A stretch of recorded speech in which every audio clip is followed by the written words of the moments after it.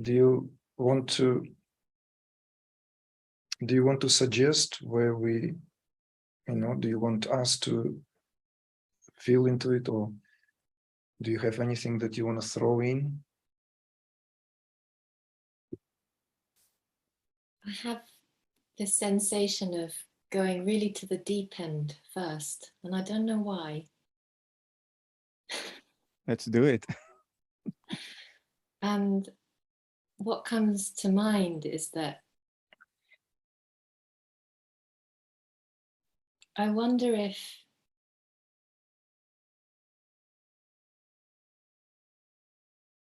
philosophy as we know it, the next stage is to embody it somehow. You're addressing it to me? No, just as is to embody it through the neurophysiology, through the cortexes. And if the end of Western philosophy, if there is an end, is it to enter into being? Should I comment on, or you want to go first, Igor? No, you're welcome to take a lead. I'm still pondering on that. Okay. The weakest aspect of Western philosophy as it's practiced, especially today, given the dominance of the analytic school, is precisely the lack of embodiment. Western analytic philosophy is a sort of a conceptual puzzle game that stays up here in the head, in the clouds of abstractions, and it doesn't sink into your being. Philosophers now are employees of academic institutions, and they get a salary at the end of the month. They undergo performance reviews at least once a year, and they are expected to publish a certain number of academic papers, a certain number of books. They are constantly under pressure to do that, and that of course contributes to what was already a sort of innate weakness of the Western tradition, which is the lack of embodiment. So every second year, a philosopher will publish a new book, often contradicting everything he said in the previous book. And the conceptual games of abstraction are just played as if it were a card game with cards on the table and not in your beingness, not in your presence in the world. Was it always like this? No, it has not always been like this. There is the famous story of Socrates' trial when he was condemned to death. In Greece at that time, you could always convert your death sentence into exile. So Socrates had the option to leave Greece and not die. He chose not to do that. He chose to stay and take hemlock, which was the poison that killed him. And we have records, especially from Plato, of how that thing unfolded. And we are led to believe that Socrates was very much in peace with the idea that he was going to die in the next minutes. He took the hemlock very calmly, very quietly. His final sentence was to ask his students to please pay back a cock that he owned somebody else, Asclepius, I think. Please pay that cock back to him. That was his parting thought when he left this mode of consciousness. He embodied it. And other people have embodied philosophy in the West as well. I would argue Schopenhauer half embodied his philosophy. Nietzsche totally embodied his philosophy, and because it was a dysfunctional philosophy, that embodiment became craziness, madness, literally went mad. He tried to shoulder a responsibility that no ego can shoulder, a responsibility for bringing meaning into life. No ego can shoulder that responsibility, and that was his heroic attempt, which of course failed. But despite these exceptions, the greatest problem of Western analytic philosophy today is a lack of embodiment. People just don't really believe what they're saying. They're playing a game, and it's not the game of life. They are playing really a game, a silly game. And that's why they have lost all sense of plausibility. Because when you play a purely conceptual game up in the head and you're not connected to the rest of reality via intuition, via imagination, through the rest of your bodies, the rest of the body, the roots we have that connect us to reality, which is not just conceptual reasoning, because they are so disconnected from it, everything sounds plausible, and then we get absurd metaphysical proposals being made with a straight face, and absurd notions like you can upload your consciousness into a computer, and if you hammer this enough in the media, like it's been happening for the past 20 years, it becomes culturally plausible.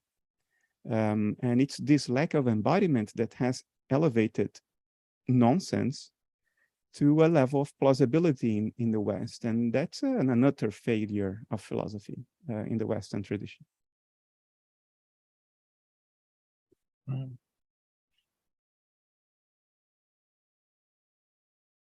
I don't know much about the analytical philosophy today, because speaking from here, that youthful obsession with philosophy kind of ended for me here when I turned 30. I remember it very well. And the last philosopher I read, which I've commented on several times in some of the more kind of autobiographical conversations or interviews, was the Martin Heidegger. And interestingly enough, there will be another conversation in August with someone who is very much enamored in the teachings of Martin Heidegger, but also in his influence on more Eastern thinkers, like particularly this Russian modern controversial philosopher Alexander Dugin. So the conversation actually is tailored to delve into that. For me personally, what became of great suspicion is that the more I read the Heidegger, and I already was reading him in English. English was not my first language, and I had to learn it very quickly to pick it up. When I came to England in 1991, I didn't speak a word of English. But by my 30th, I was already conversing. I was, I would say, very comfortable reading quite a bit. What I was finding more and more that what you have pointed out now, and Martin Heidegger is a stand as a colossus there, because his whole approach was that philosophy has drifted from its main purpose of being with reference to being and nothing else. Really, the purpose of philosophy is to constantly redress our relationship to being. So this is proverbial, and that of course attracted me very much in the first place because of that natural progression anyway from my early years in existentialism, and obviously the aforementioned Schopenhauer and Kierkegaard, and all of them, leading to Nietzsche, of course, some cultural figures that I had very brief introduction simply because they were very much in vogue in the artistic circles. As a painter, it was unavoidable to encounter Camus, Sartre, but I very quickly realized that there's nothing. There's no longer meat on the bone for me personally at the time. So that Heidegger became that a point. But what grew increasingly, and personal circumstances is what I had to go through myself in my late 20s. And I realized that he is not speaking from direct realization. He's not speaking from direct knowing knowing as that applies in many Gnostic traditions, and not from the place of Gnosis itself, but from the place of what he wishes, what he maybe longs even. And then this slim book fell into my hands, which was just published, some letters, very late Heidegger, very much post-war period, when he even reconciled his differences, including the psychological conflict with his lifelong friend, right? Ard. What's her name? Hannah. Oh, Hannah. Yeah, Arendt. Arendt. Yeah. Yeah. Hannah Arendt. And that became to me plainly clear that this is, it cannot take you anywhere. So I just closed it, put it on the side, and suddenly something else fell into my laps. It was Sri Aurobindo. And this is it. And this, like, it was the end of philosophy as a discipline. So there were some figures, of course, still classical figures often used in today's dialogues, conversations, because they were definitely influential in a way that they pointed to certain, let's say, what is known as problem, like the Wittgenstein, the problem of the language, which was, to me, very interesting later on because of that Vedic/tantric concept of speech, that paravak, that vak, that goddess of speech, not the goddess of speech in the more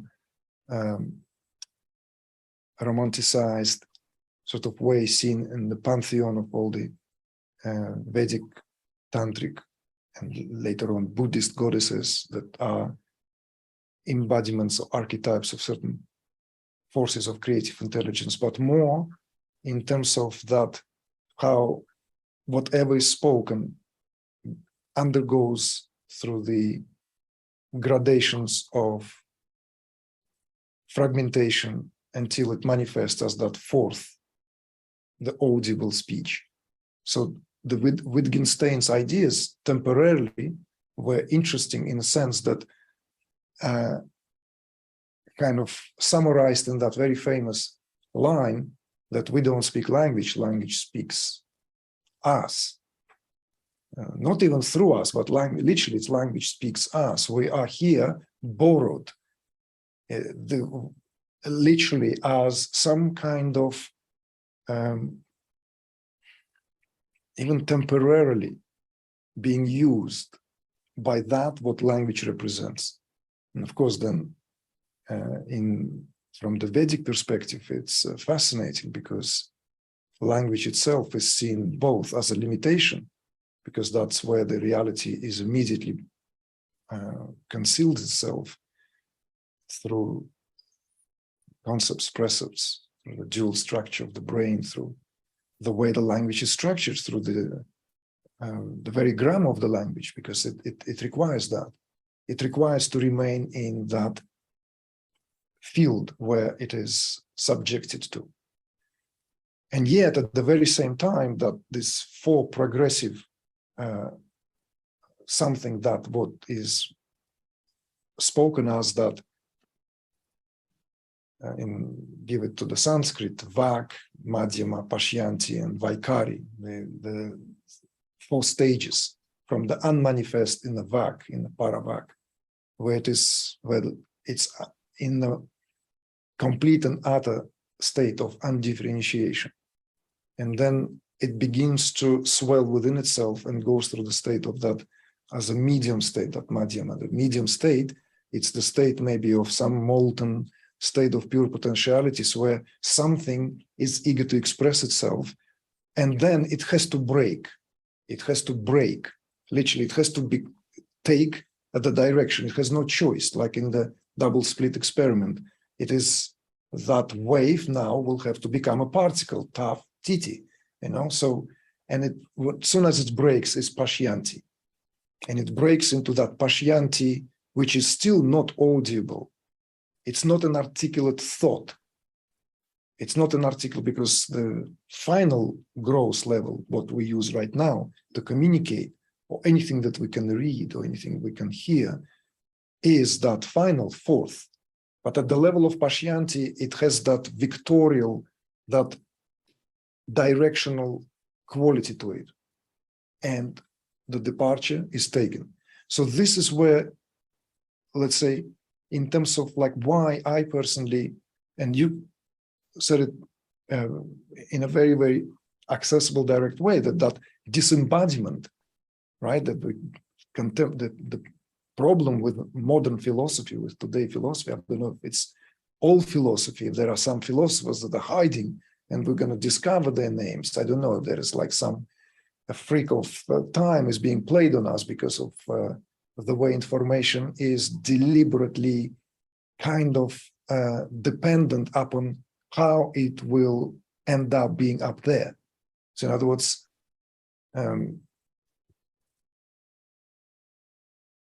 a mercy to the time we live in, right? Will we ever know? Because let's face it, there are colossal figures, like you spoke of Socrates, but we know about Socrates only because of Plato.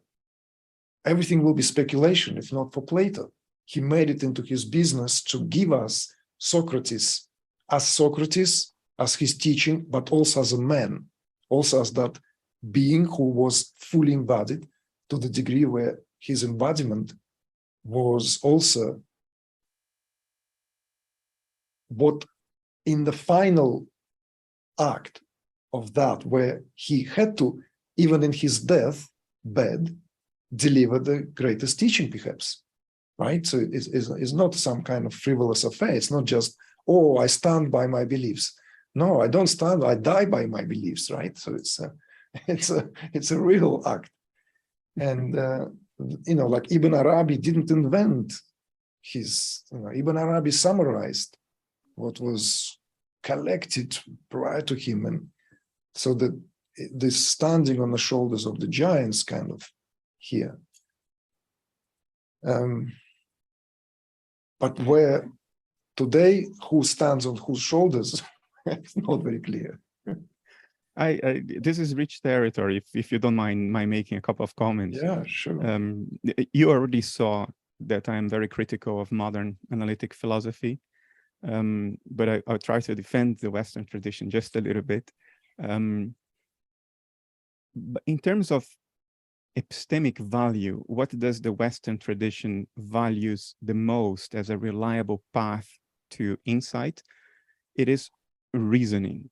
That's what characterizes the Western tradition most, in contrast to introspection, direct knowing, which is what characterizes the Eastern traditions. I have an opinion about which one is ultimately superior. I have the impression we might share that opinion, but the point I'm trying to make is that there is some value to pursuing reason. Because, and I'm sure you know that too, introspection, especially in the early phases, can be very deceiving. The mind seeks every way to deceive itself. Its prime directive is to find a way to deceive itself in order to achieve some form of comfort. And in the Western tradition, people have become very, very aware of the dangers of subjective introspection as a carrier of reliable knowledge. There is a very high awareness that we fool ourselves left and right all the time. And the way it has prioritized to avoid this trap of self-deception was to look for something objective. And there are two things that are considered objective in the Western tradition. One is experimentation, when nature gives you an answer by behaving in a certain way. And the other one is logic. Now, of course, if we dig deeper, we know that logic stands on shaky grounds. You cannot logically defend the validity of logic without incurring into circular reasoning. Logical axioms are entirely arbitrary. What they have going for them is that we think they are self-evidently true. But this thinking that they are self-evidently true is, again, already based on introspection. It's as vulnerable to self-deception as any other sort of introspection. So the game, when it's well played in the Western tradition, is one that applies logic and reasoning so consistently to its ultimate consequences and implications that it implodes from within. And then you see something that is hiding behind the logic, hiding behind reason. And this has happened multiple times in the history of Western philosophy. I mean, you mentioned Wittgenstein. Wittgenstein, the early Wittgenstein, who founded the analytic school together with Bertrand Russell. If I can loosely summarize his main point in the early days, it's completely unfair what I'm about to say, but it makes my point. Wittgenstein believed that statements are true when they directly correspond to true states of affair in the world out there. This correspondence theory of truth. The late Wittgenstein, in the late 40s and the 50s, he basically turned around completely, a 180-degree turn. And then he said what you described earlier, that it's not about correspondence theories of truth. Language is not grounded on external facts, external states of affairs. Each concept in language takes its meaning from the neighboring concepts in that cognitive neighborhood of meaning. So language is completely, how to say, it's not anchored in anything else. It's a game. He called it language games, which ultimately was an introspective insight that threw into question the whole story about logic. In the Western tradition, the people you did mention, Heidegger, Kierkegaard, and others, Nietzsche, they are from the so-called existentialist school of Western philosophy, part of continental philosophy. They were not analytic philosophers. They were the last hopes in the Western tradition for embodied philosophy. And I agree with you, it was not embodied enough. But if you compare a Heidegger, a Kierkegaard, a Nietzsche, a Sartre to analytic philosophers today, you would think those existentialists, they were much closer to the ball. They were much more sincere to themselves than analytic philosophers playing abstract conceptual games in the clouds of reasoning. Today, philosophy has become so detached from reality, so purely conceptual, that the amount of total nonsense that is published every year, and I am in the unfortunate position of having to come across this stuff because I normally do anonymous review for journals, and it's just overwhelming. There are days I go like, is there any hope to this? Because the people who have been invested by our culture with exploring the deeper questions, they are totally off. They went off to the races. They're missing in action. They are not in reality anymore. For them, it's a game. And if you ask them, I think 90% would tell you, no, it's very serious. I take it very seriously. And then you realize that they do think that they take it very seriously. They are so alienated from themselves, from reality, that they do sincerely think that that purely abstract conceptual game is philosophy taken seriously. They just don't know anything else. And I think, eventually life comes calling, right? Life is the greatest teacher of all. Eventually, life will come calling and they'll realize, oh, darn, I was really with my eyes totally off the ball. I was off to the races. But it may happen when they are in their deathbeds, or retired already. I know retired philosophers who are still playing that game and thinking it's incredibly important. It's the only reliable way to truth. So I don't know. My only hope is that the nonsense that is produced from all this, if pursued consequently and honestly, will eventually lead to an implosion of the whole game in a sort of a reacquaintance with the reality of life, embodied life. But I don't know when that will happen. Yeah, and then maybe I'm sounding more pessimistic than I actually am. But... Well, what you are pointing out is also with regard to this, what happens in that particular field. We could maybe observe this as a sign of our time, that when a certain field of inquiry, certain field becomes so isolated and detached from, it's almost as if we are deemed to go through this process, a process of extreme fragmentation. I mean, it happens in, I don't know area now. I don't know area which is not affected by that. I mean, starting with society, the fragmentation of society, where the political correctness of what one says, not in conversations like this, but somewhere, is a kind of, in itself, a reflection of how you cannot say anything anymore, because you very easily can run into a conflict with a certain whatever is being perceived as, well, this is it, this is the most important thing. And this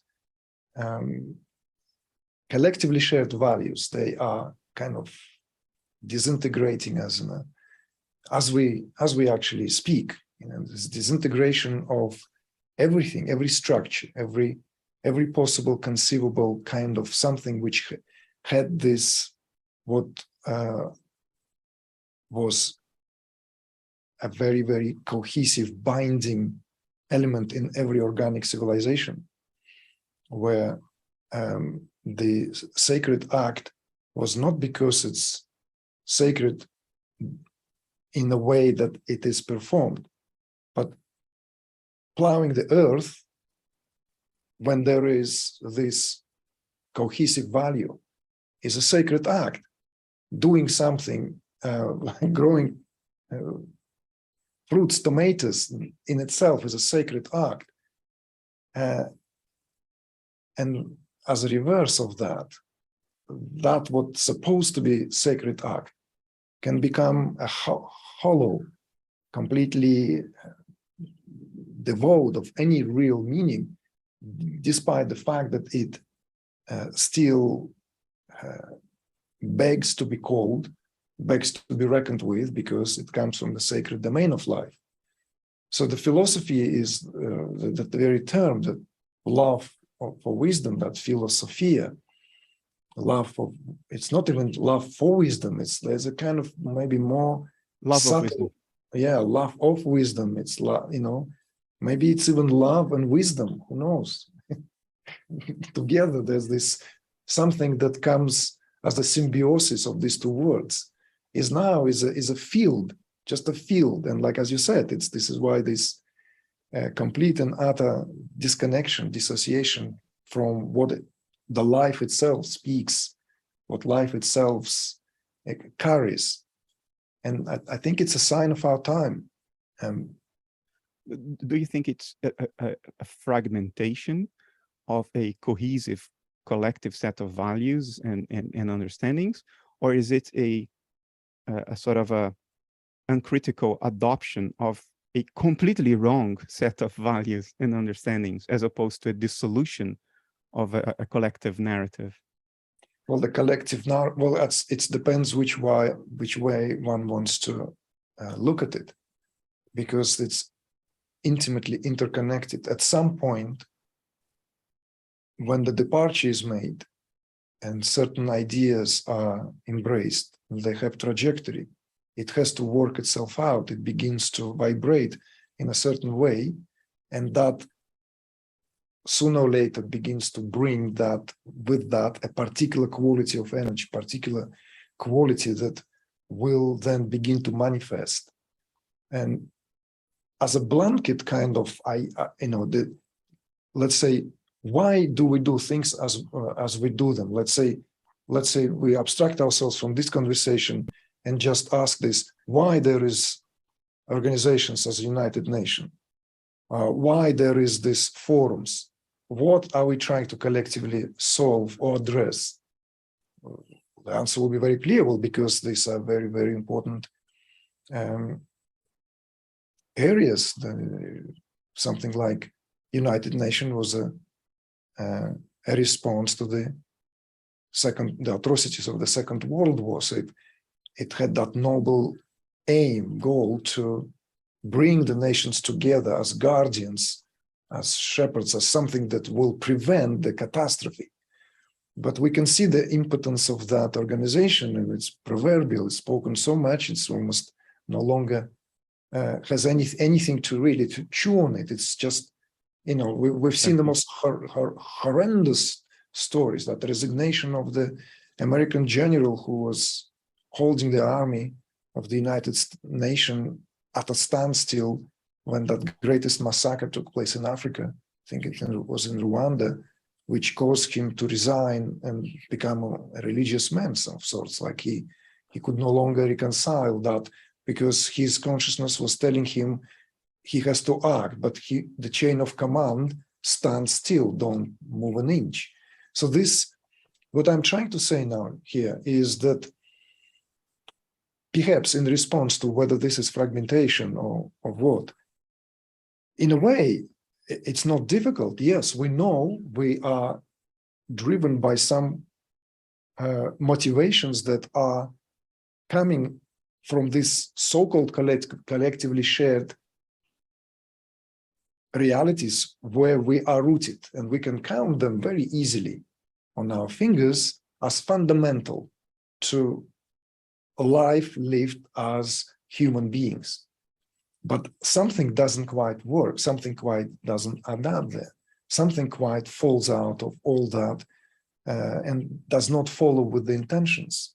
The intention is there. So what that is, what is happening, why a good intention is not carried through.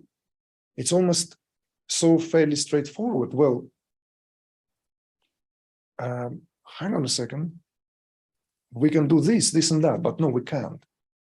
Because apparently it's not as straightforward. And when we'll be given lectures on the economies, like you think it's easy to distribute wealth or distribute certain standard of living. No, it's not that easy. And then we begin to enter that same area where everyone reverently, passionately holds on to, that these areas cannot be sacrificed. And it's almost easier these days to side with the conspiracy kind of perspectives, that there is some malignant force out there playing with our psyche, playing with our brains, playing just simply because that kind of at least answers with a degree of straightforwardness why we find ourselves in such mess collectively. But one way or another, it is a fragmentation. It is a dissolution of this, where cultures was held together by hook or by crook. How it was held together, we know the history is not something very pretty. We know that it's a one great nightmare, right? Speaking the voice of the character of the James Joyce, it's a nightmare from which I'm trying to awake with reference to history. So, but there is this blanket, and that blanket in the current culture is spoken of as these values. And what are these values? Well, currently it turned out to be that the greatest value collectively shared, that we brought somehow from somewhere, from the antiquity, maybe from Greece, as that ideals of democracy, of that highly cherished concept of individual freedom. And so, when soldiers are sent to die somewhere, when countries go against the will of the party and nations, when the leaders of the country, as I have witnessed in my life, as I have witnessed that when I lived in the UK, how a single man can take a whole country into the war against the will of his own party and against the will of his people who were on the streets. It was very direct, experiential crushing of all these so-called values, because there are some other values that override that. And it seems to me too easy to sign it off, which I do sometimes when the conversation rises, simply because not to get entrenched there, because it's very, very easy to get entrenched there. Well, it's the time we live in. It's a time of Iron Age, Dark Age, Kali Yuga, and the time when truth is turned upside down. It's the time of when everything is being misplaced and maybe violated at the very, very root of it all. You know, do you think it's a natural process, something that we have to go through, or is it something that could be avoided? My personal view of this is that it has in itself that cosmic scenario, that cosmic drama, that it has to reach a point where everything has been exhausted. So in other words, there is no way to, oh, we're going to come up with solutions. Because the solutions are to solve something. But as the years go by and reflecting on this, it seems to me that when a certain illness in itself, as illness, as that collectively shared illness that perhaps we are affected by, has its own trajectory. It has the climax, it has to reach that. And there's no recovery to somehow, okay, well, we know it's coming to a place, we're gonna cut it, we're gonna castrate. Maybe we'll remove that part and we'll get rid of that malignant part. But we know that it's not in that part. We know that part only reached the level of the tissue. It reached only the level of different, the fabric of society is affected. But the malignancy of that is elsewhere. It's at the level of that energy where something is violated and violated repeatedly for a very long time. So it's almost easier to fall into that recitation of the laws of various cultures that have left us this. It has to play itself out. That's what you're saying. Yeah, it has to burn itself down and play itself out. It's that trajectory. Just as Nietzsche, since we kind of brought him in to the discussion, gave his critical analysis in his Birth of Tragedy, the whole entire critical analysis of the Western culture, going all the way back there without any kind of hesitation. It's a crazy undertaking. I totally agree with your assessment that his form of embodiment, very logical in a sense, almost one cannot see any other way, because there was something that, if let's say there is a certain archetype that worked through him, it's that archetype of self-consuming fire that consumed the mind itself, that burned it through tumor. If the process has to play itself out, what is there for the lucky ones amongst us who are not taken completely by the hysteria? What is there to do? What should we do? Should we just sit and watch? That's the most important question, perhaps the most important question, because this is where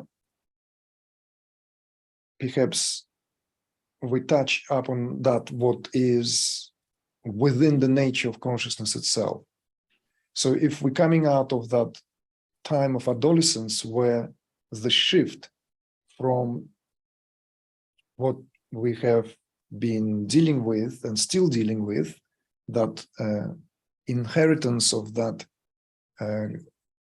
time of these great religions, all of them without exception, but in this case, certainly the Abrahamic religions, which are the largest religions in the world today, all three of them. And this kind of inheritance, this on a level of DNA that we carry, that reassessment of what and where do we find ourselves in our place in this. And this conversation, of course, that are being made desperate in my view. They're wonderful. They're, I think, very courageous, audacious attempts at almost, how can I put it, not to save the validity of what religions brought with them, because nobody denies that it was an extraordinary phase, but that kind of having God and our reality, that modern contemporary teachings culminating perhaps in that satsang movement and non-duality that try to reconcile us to come out in that one quantum leap out of that adolescence of waking up, growing up, suddenly, okay, I'm grown up. So no longer, there's no father in heaven. I'm actually here to ascertain, and this whole conversation among those select few who are driven to these teachings, right, in the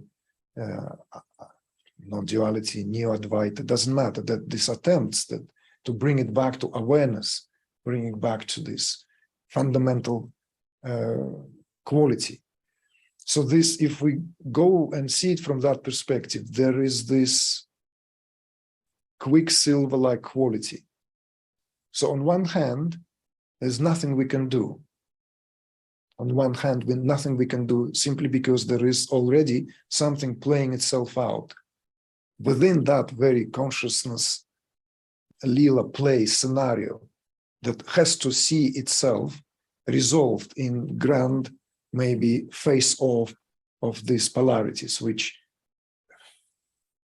could happen anytime. It could happen this year, maybe next year, maybe in 2 years, 3 years, but it's not going to happen in terms of how we spoke about it in the 20th century. Well, you know that the dream is over. Any dreams of exploration of cosmos, there's not a single dream left today. I mean, dream as idea. There is not a single ideology left out there that gives humanity a shared consensus, except that what I called as a political statement for geopolitical games of the leaders of various countries to save the empires before they collapse, because other empires are being formed. So there's some other kind of structural, because the process is everywhere happening. So it's not like there's one process and other processes are temporarily suspended. So that quickening is everywhere, absolutely everywhere we observe now. We observe that I observe that in my work. I observe that in working with people. That it's different from what it was 10 years ago, completely different. There is this quickening. They're not just in the new age way of like, we would like it to be quickening, therefore it is quickening. No, it is there. There is that. No, I agree.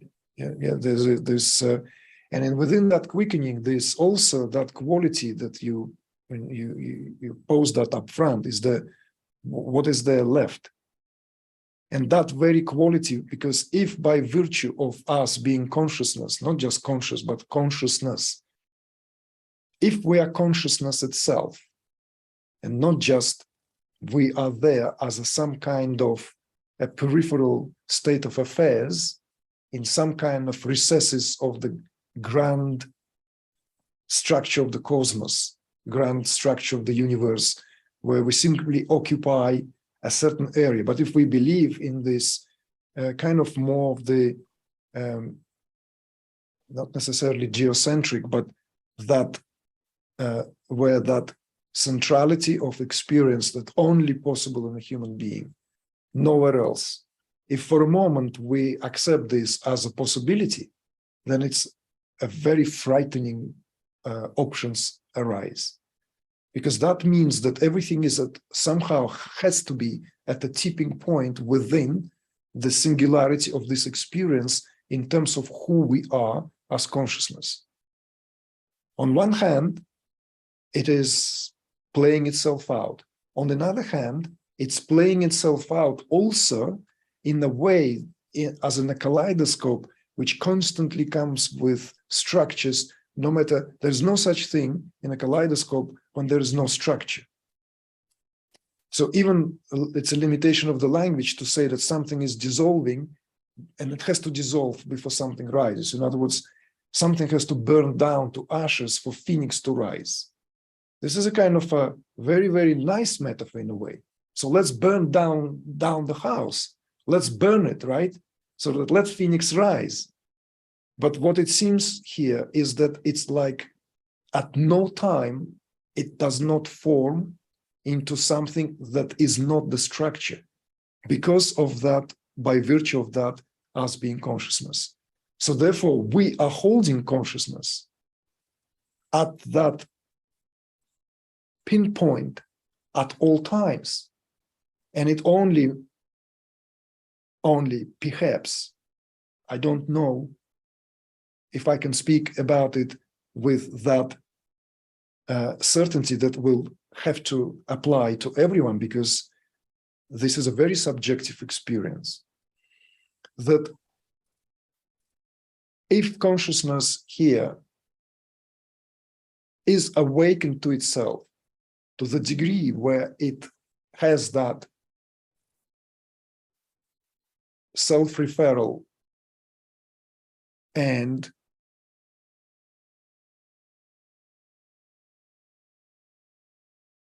at the very same time knows that everything is a result of its own projection where it sees itself, then something interesting happens within that point, because it no longer belongs to what we can come up with, what we can articulate, what we can agree on as a result, because that's what the trajectory. We come up with something, we articulate it, we give it form, and then we agree on that. And then it will give us the new blueprint how to rebuild this, rebuild everything, confidence, rebuild. Because first of all, what we're experiencing collectively is the variety of shades of uncertainty, from extreme uncertainty to all different kinds of uncertainty. You know, maybe some take this as a, I don't know if you recall how in the anticipation of the 2012, there were a lot of talks also. End of the world. Yeah. End of the world. And it's also coincided with us as a family deciding, because we were briefly in England from 4-year stay in Central Asia, where I taught for 4 years, and we came back, gave birth to our second child. And then we decided to take off because I didn't see myself being in England, and where would we go? So we went to Costa Rica. And so when people asked, and of course in social media, this was, this kind of already was these conversations. And I remember someone was like, really was after me. So why Costa Rica of all the places? Why Costa Rica? He said, well, if it's the end of the world, I want to see the spectacular sunset. I want to have that Pacific sunsets in the Pacific, and I want to see how the world ends. Like, just get off my back, kind of. I want even that moment. I want to savor, in full beauty and glory, in magnificence of what it represents. So of course, it's maybe can be taken as the cynical remark, but there was some truth to that as well, you see. So we live at the end of time, and there's this beauty also that has this no longer imagined extremes to it. We can see, we can, we read this, we read, we can just imagine how the father of Jalaluddin Rumi probably comes to the house on receiving the news how the whole Khwarezm Empire collapsed and all the great cities were burned down, and he rushes to the house, probably, let's pack, we're leaving, this hordes of Mongols riding across, right, and burning everything on there. But even in that, there was this vastness, complete and utter vastness of the landscape, you see, of where the humanity is going. And there's no vastness of a landscape left. None. Now. There's no, the greatest so-called movers and shakers today are, quite frankly, psychologically, still in the state of adolescence. Absolutely. Playing some toys, playing some, and speaking very with pomp about, it's ridiculous. It's just even ridiculous to witness. It's painful. Yeah, we live in an adolescent society, and the people with the levers of power in their hands are grown-up adolescents, septuagenarian adolescents, or adolescents in their 50s. I struggled for a long time with this question, Igor, because for a long time, I've had the inner certainty that the movements of mind are not personal. They are not mine. They are not the ego. The ego is in for a ride, but it's not defining the directions. And that the movements of mind that set the course of history, this nightmare we are trying to wake up from, are very impersonal. They are not under the individual control of anyone, and they have their own life. The collective mind is an autonomous creature. It has its own movements, and what you said is consistent with this impression I had, which is that there is a sense in which there's nothing to do. The process will just play itself out, which, in the early days or years ago, it led me to a feeling of nihilism, like, well, there's nothing to do. So what is there to do? I might just as well, curl up in a corner and wait to die. Because living a hedonist life or an Epicurean life doesn't hold charge for me. It doesn't make me vibrate, if you know what I mean. It's not what I'm looking for. It's not what feeds me with vital energy. And the way I reconciled this to myself was, and that's what I thought years ago, that was to tell myself the following story. Look, Bernardo, looking at myself in the mirror, the rules of the game are all skewed. The game itself is not connected with reality. So there is no movement, no move you can make within that game that is actually real or is actually true, because it's just a game that we invented and we think it's real. But if I don't play that game, then life has no meaning. If I don't engage in the game, then there is nothing. So what I told myself in the mirror was, Bernardo, you are going to play this game in the hope that you can contribute to making it less wrong, because there is improvement to be made within the game. It can be less wrong than it is and than it was. Even if we accept the value system and the rules of the game, which are skewed, even if we accept them, there is still room for improvement within those skewed rules. We can be less wrong than nihilistic physicalism, even if we still stick to these hysterical rules of the game today. So that's the story I told myself for investing my life with some form of meaning over the past 15 years, until I realized, and that was not long ago, that was 2 or 3 years ago, that this very story was my wording of a movement of the impersonal within me, that my desire to do what I'm doing now, to play the game and get us to a less wrong position, which I always have doubts about, because, when you play the game, there's a sense in which you reinforce the game. You're contributing to the hysteria when you play the game by its rules. So I always struggled with it. But 2 or 3 years ago, I realized this was never my choice. This was never my call. I just came up with a story to explain to myself why I was going to do it anyway.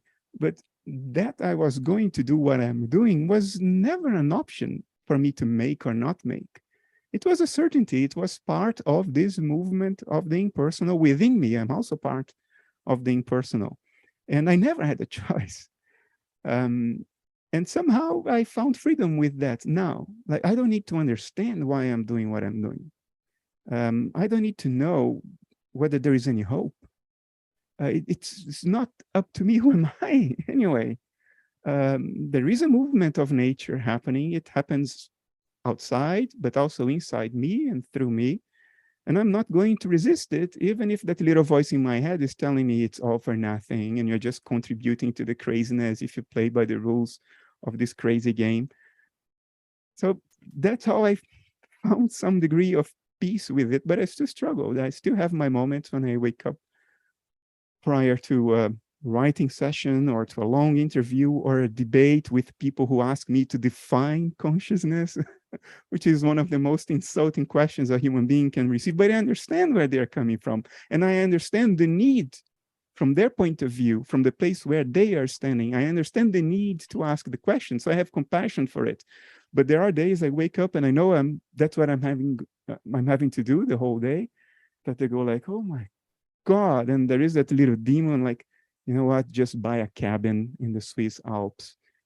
You earned the right to do that in your life. You earned the means to do that, and just unplug from this craziness, because it's just too crazy. I'm not enlightened, Igor, by any by any degree whatsoever. So I still struggle with it, even though I found some more peace just by accepting that I don't need to understand, and it's not my choice. My only choice is, do I resist what the impersonal wants to do through me or not? I choose now freely to not resist it. My life improved a lot, but I still have my days. Yeah. Especially this year, after the 24th of February. Now before that, even before that, because you saw, I could see, and we all could see, that brinkmanship game in which geopolitical abstraction takes precedence over the reality of human experience. You could see that game being played for over 30 years with an inevitable outcome. And then you see the outcome actually happening. And there are, yeah, for 3 weeks, I thought there's no point to any of this. What am I doing here? Why was I even born? It's hopeless. It's the tide of self-deception, ignorance, downright stupidity is just too overwhelming. It's too overwhelming. It's too big. Can't stop it. The inertia is just, I don't know. I'll regret what I'm saying now probably, but I'm just putting my heart out there to you. So. I hear you. I hear you loud and clear. How do you deal with it? Well, if you're asking me this, like, just most immediately,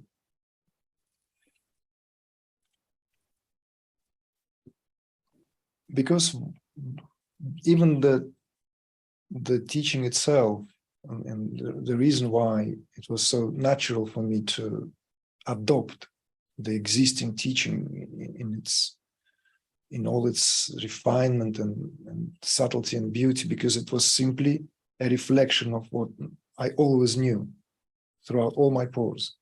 So the Trika Shaivism or Kashmir Shaivism is not something I've learned to arrive, but it's like recognizing a value of something which inherently reflects your own value. So this is the case. So, but what this philosophy also has, and it is a philosophy, it has doctrines, it has these specific doctrines. In Kashmir Shaivism it is very precise. It has all these elements of surgical precision, and it has at the very same time all the songs of the goddess and all the poetry and lyricism. So, but there is this, that we embody the totality of reality. So every human being is, in fact, is nothing other than the totality, not replica of totality, not in the image of, is totality. This is the very first proposition. It's the very first statement. Nothing exists that is not Shiva, and that the individual is absolute. These are the statements, these are the proclamations. These are meant to be taken as immediate pointers to work with. So therefore, in this particular teaching, the first step equals to the last step. And it's very, very difficult to understand how can that be, but it is so.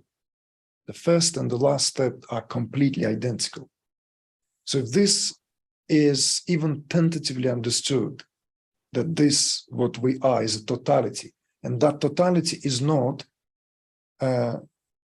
some kind of extreme between, let's say, I'm awareness, I'm the field, I'm like, and nothing what's happening here affects me, because it's a very different perspective. The perspective here is it's like, I don't know, imagine the rose that cultured, which has hundreds of petals.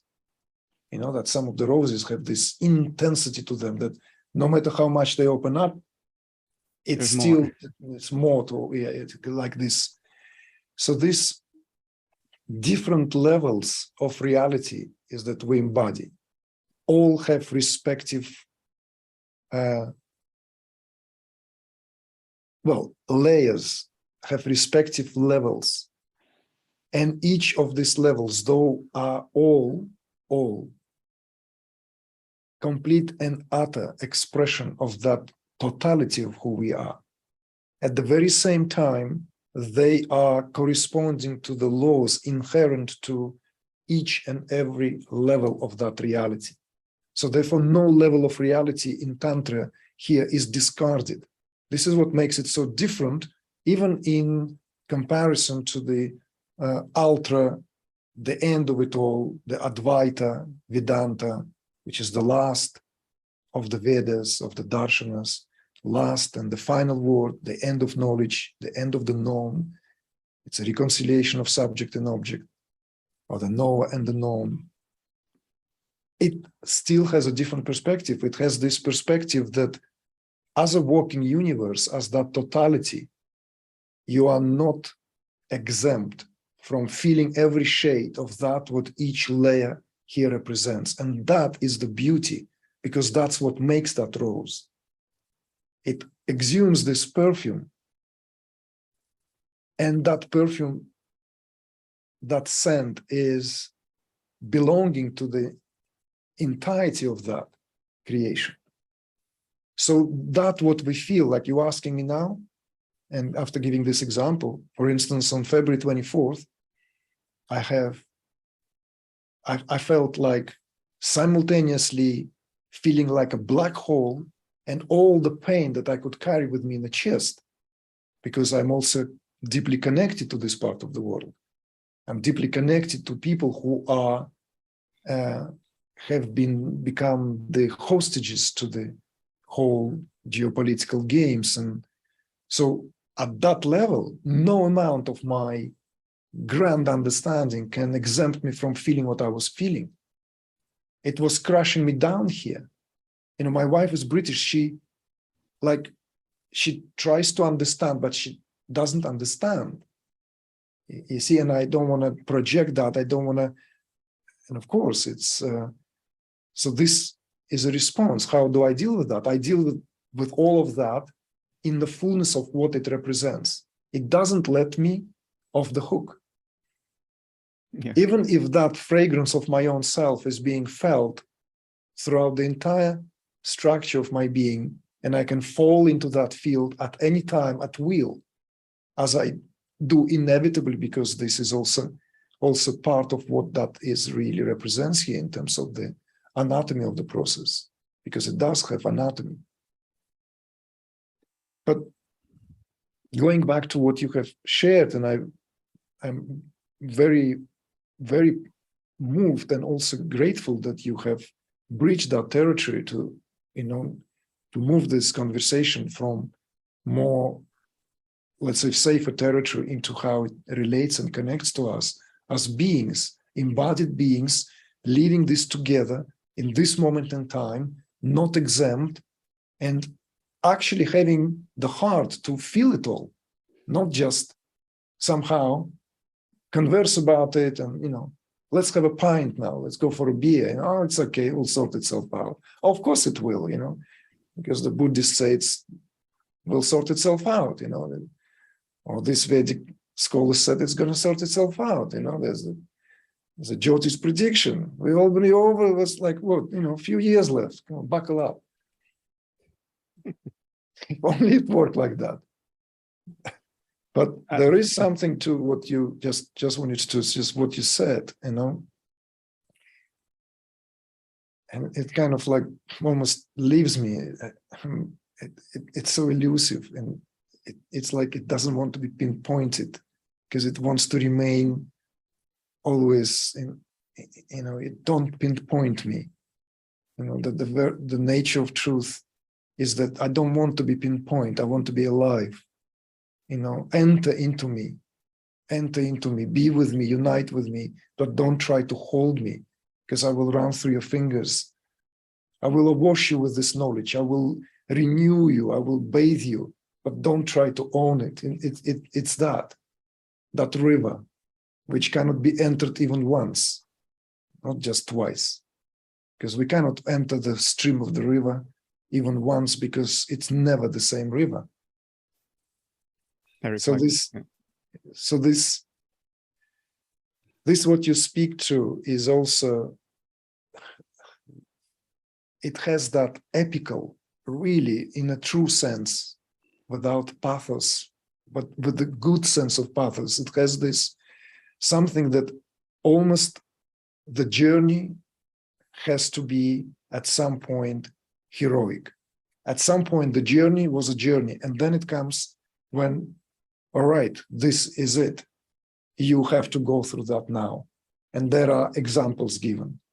So and so and so and so. I personally, I read Bhagavad Gita 5 years because it was just nourishing, deep, amazing and everything. But I never understood it. I read it. I thought I understood it. Yet when I went through this, the Bhagavad Gita, that what it represents, it became alive outside of that time when it was written. It became alive in a sense of that what it represents this, all these shades, and it's like the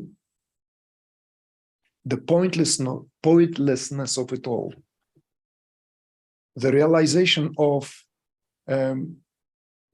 all that which is simply has no meaning.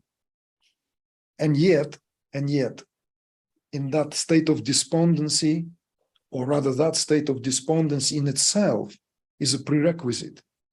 Because without that despondency, nothing, like without that despondency, there's no crack for grace to enter. How can it, what's the place to enter? It cannot enter. I personally was crying my eyes out also deeply when I was reading the modern rendering of the Ramayana as well. And I realized the longevity of the so-called roots of the Hindu culture, not because they were glorified by, let's say, someone I consider a teacher, or because of culturally this counter culture chose certain figures as mentors, right? Counterculture cannot be considered, counterculture will be hollow if there were not some mentors that came. We can start, from Maharishi Mahesh Yogi to Chogyam Trungpa, these people came to many, many, many others. They came because It's not about just being disillusioned, disappointed, being in conflict with authority, with how it is. There has to be something which actually bring the true meaning, the sense, which bring that which is encapsulated in that Hindu term, dharma, the purpose, why we're here, what we're doing. And what truly did some kind of surgery on my heart is like that moment when Rama, about to become inaugurated as a, king in the waiting, have this because of the plot, and his father summons him up, and he has to honor now the promise that he gave, because that's the plot. That's where the plot tightens. That instead of inaugurating his son, he has to banish his son for 12 years in a wilderness. And he gives his son a choice here. That because he cannot do this anymore himself, but his son, Rama, has a choice. He doesn't have to go to the forest, you see? So the father will carry this burden of breaking the promise, because nobody will ever hold Rama for doing anything wrong. And yet there is not even a flicker in that young man. And the whole situation is just, wife that he loves here. Everything is here, his brother, his family. You just imagine the setting is like concrete. And there's nothing, there's no question, okay, Father, I'm going to go and think for, let me sleep on it. It's just there. 12 years in banishment, I'm doing that because my father's name is more than anything. This broke me down, and I didn't even have father. I grew up without a father. It broke me down. It literally, I didn't know what was happening, why it affected me so strongly. And of course, these gradations, why these are epics, because they are deliberately, consciously address certain aspects in our psyche, access, which we cannot access unless lives sometimes will put us face to face with a situation where we'll have to make these decisions, and it will be a painful one. So to me, what you spoke somehow doesn't sound at all like a momentarily something that you will regret. It's what is being faced with because of that, moment. Of course, it doesn't have to be literally in that dramatic way, but the dramatic way points out the decisions we make in life anyway. Only the dramatic examples. I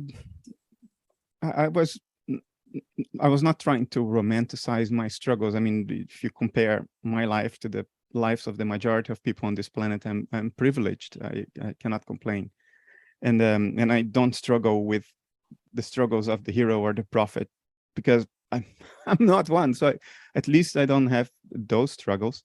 But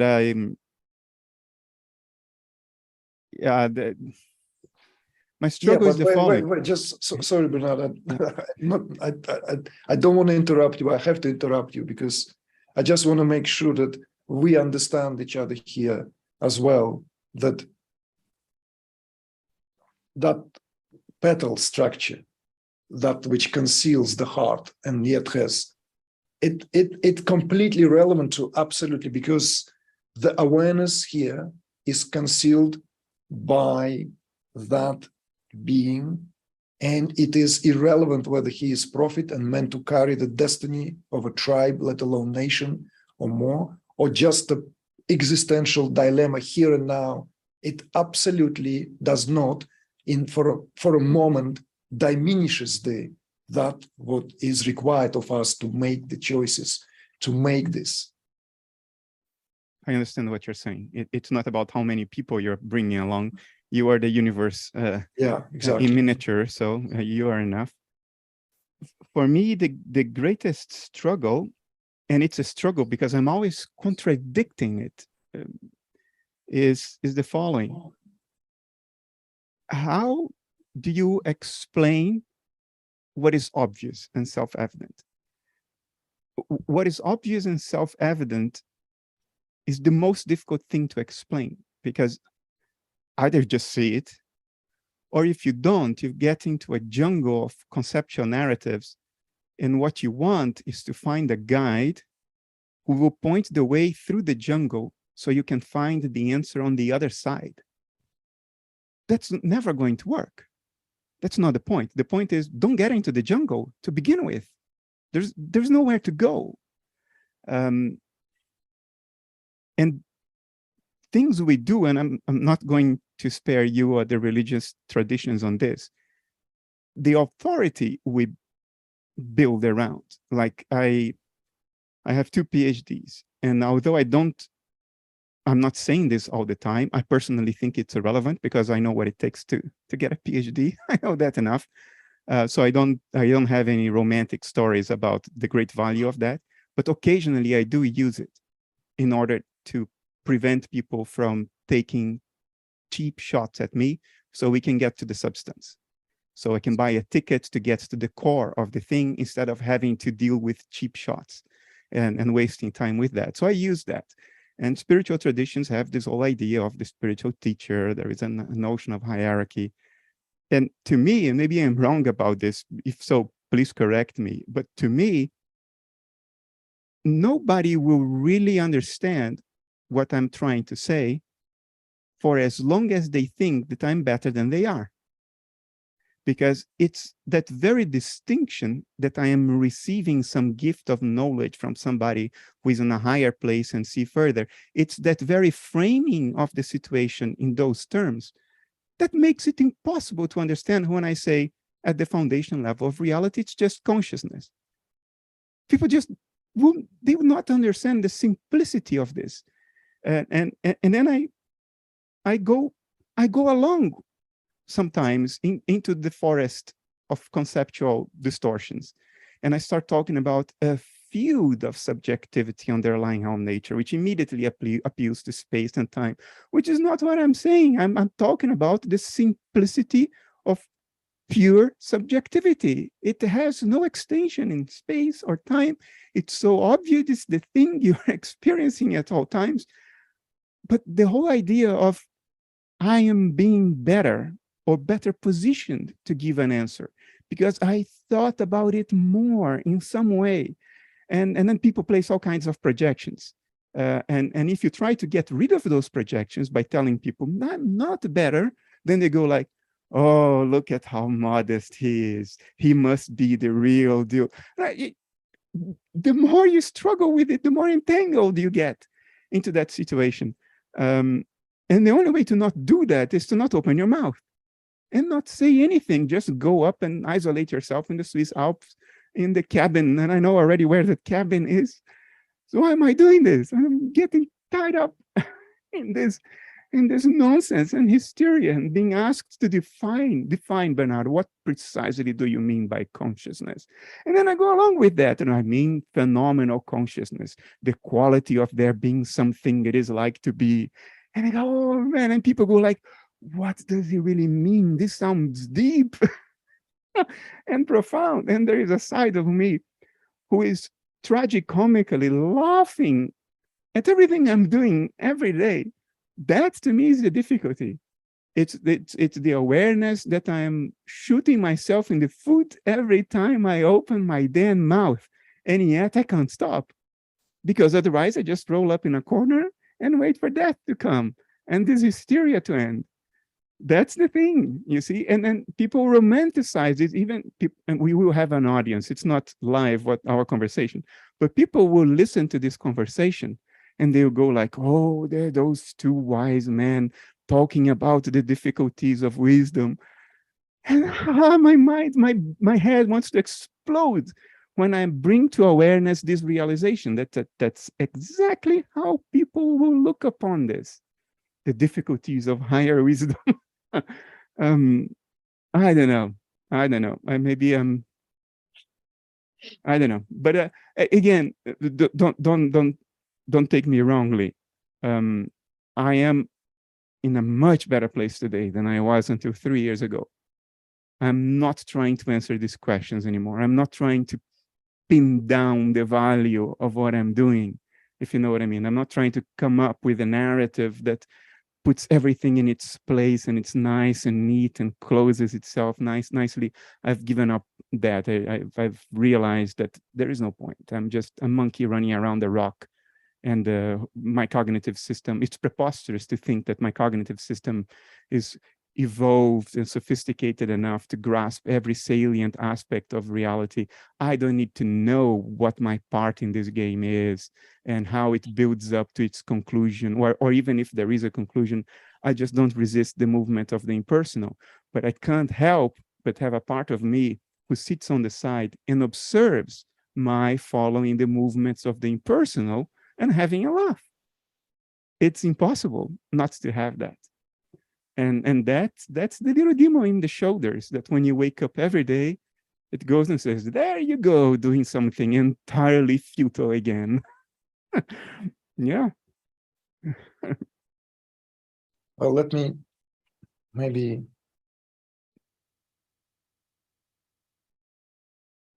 comment on this just, but I'd like to open this now because I think I'm drowning in the evening light now. Let me just open Sure. this.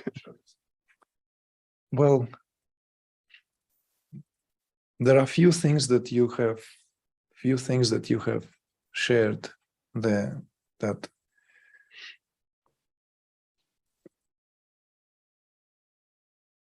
the aspect of authority, the projections, also recognizing this.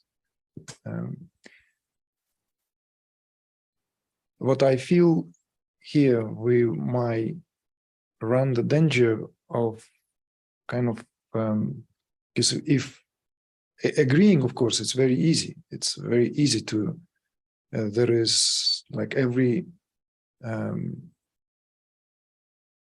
non-dual scripture, every non-dual conversation immediately points to this, that all this is down to only one and the only reality. So there is no such thing as any hierarchy. There's none. It cannot be.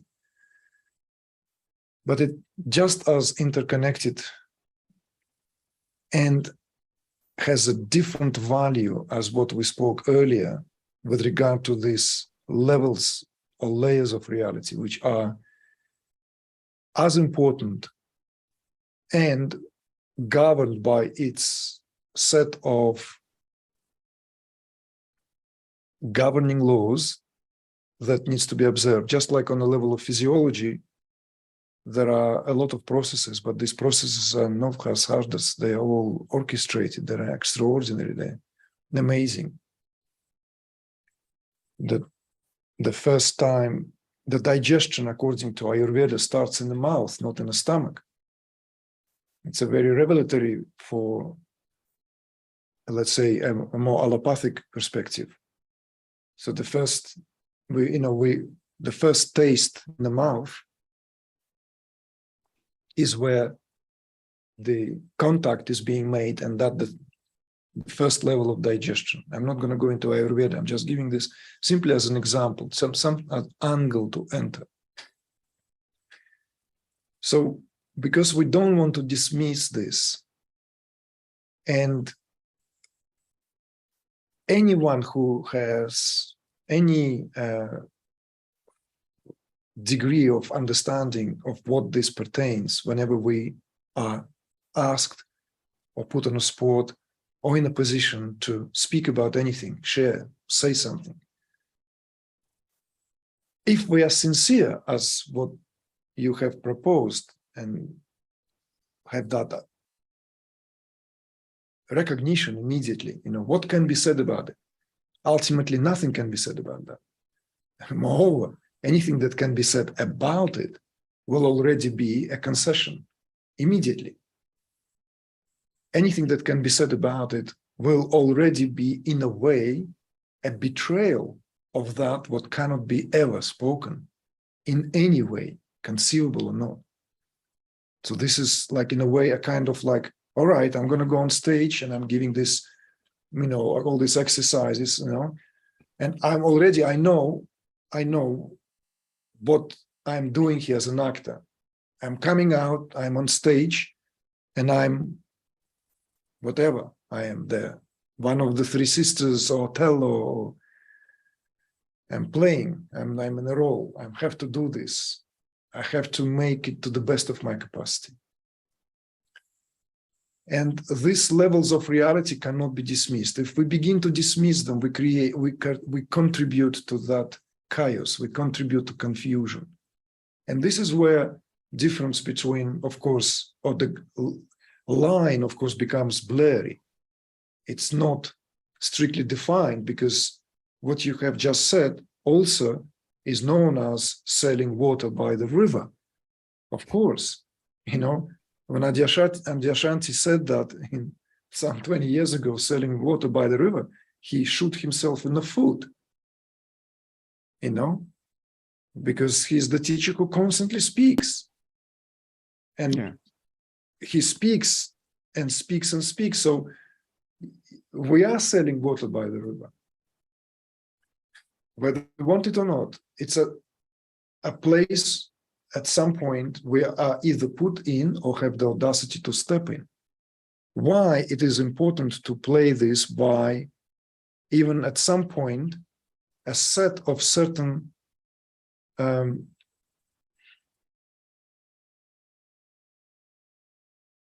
ways of how it will adhere and serve the best for what this meant to in the first place.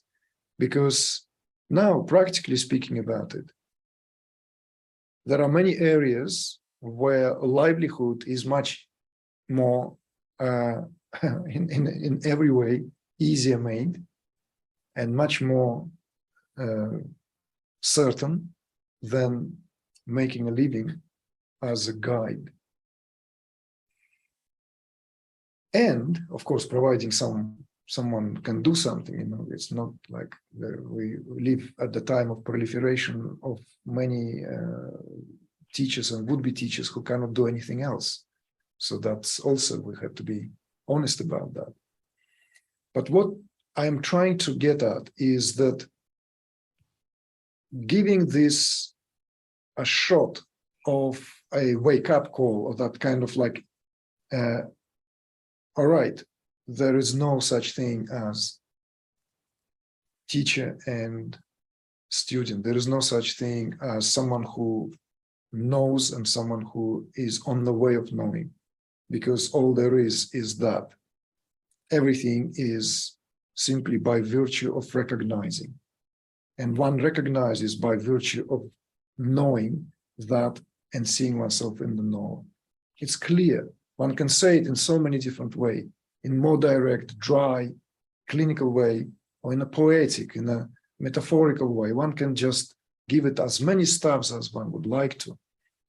But that in itself never delivers. In my experience, this highest means cannot deliver.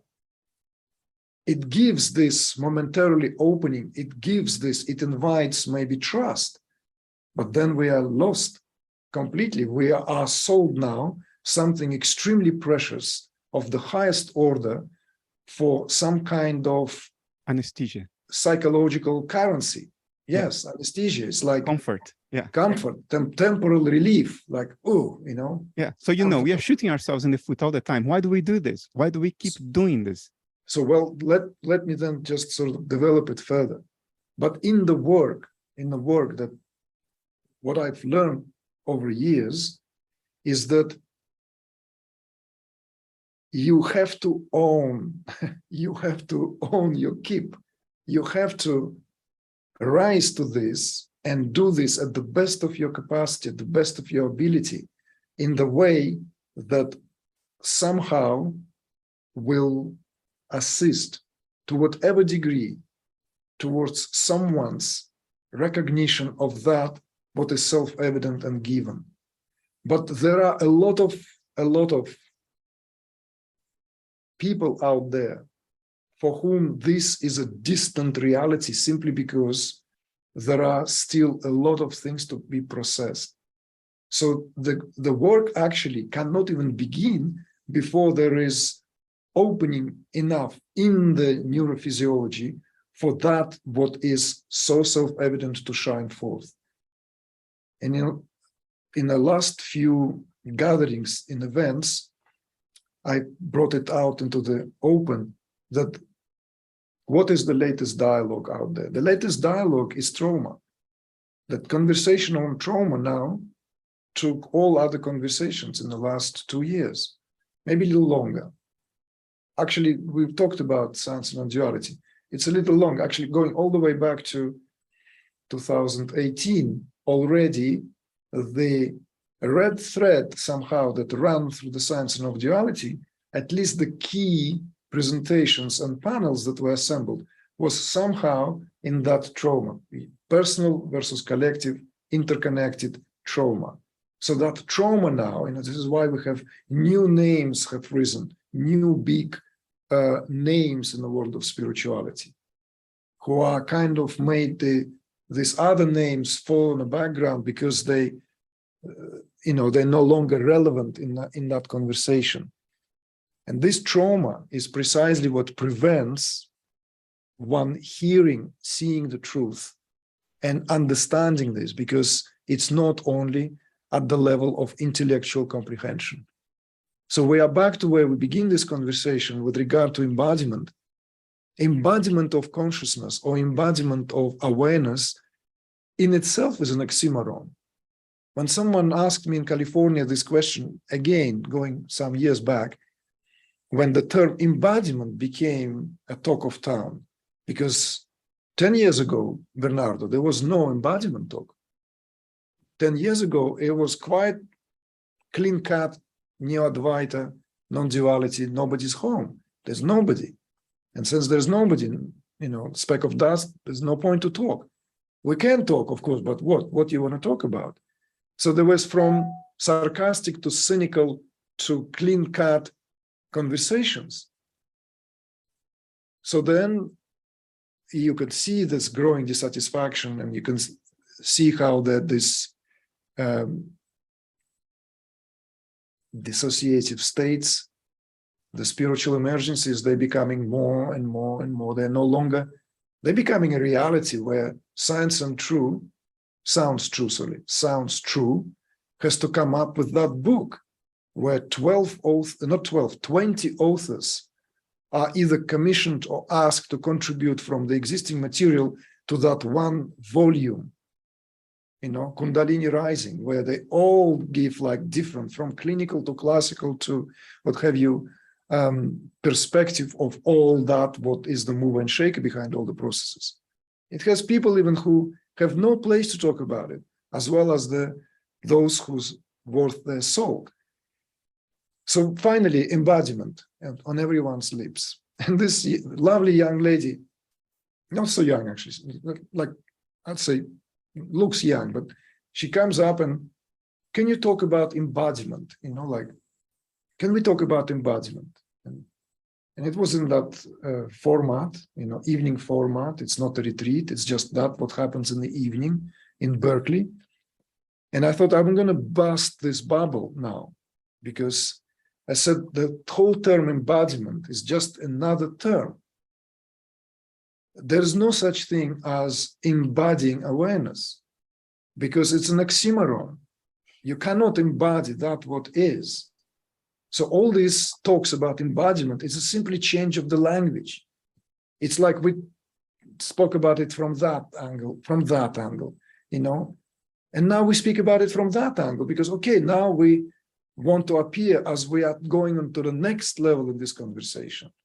So the books were sold on awakening, just awakening, and now the books are sold on awakening, fine, now embodiment, you see? Embodied awakening. Yes, you're embodying now your awakening. So the conversation goes. But amidst of all that, and this is what I want to really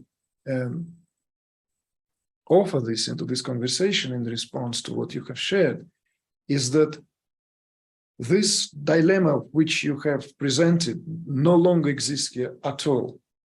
It has to be dealt with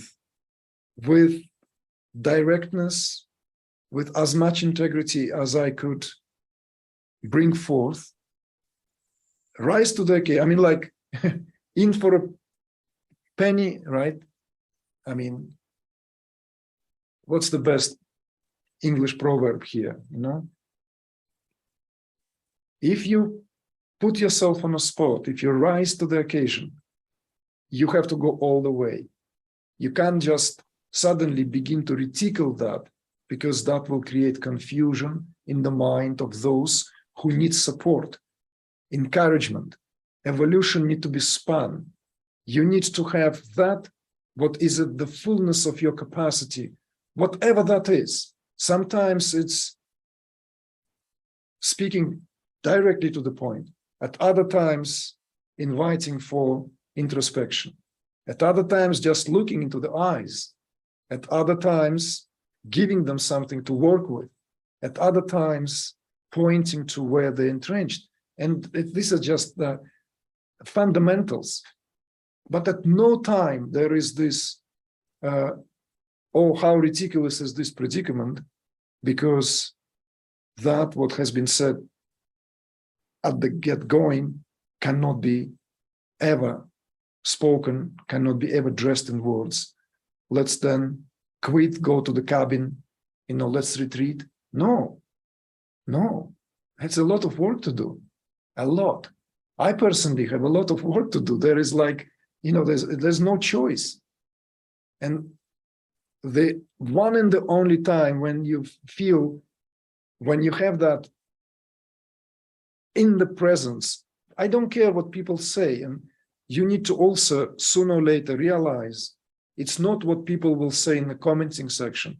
It's not the crowd that will, the adulation, the, you know, the admiration, the, you know, that anyone pedestalized will be thrown off the pedestal. Anyone, this is the nature of the social media and the nature of how all this. But what is the real work? Where's the real work? The real work only takes place where there is a heart-to-heart connection. And that heart-to-heart connection, I welcome you to experience in live events that we have. There's nothing. This can never be shared on social media. It doesn't come through.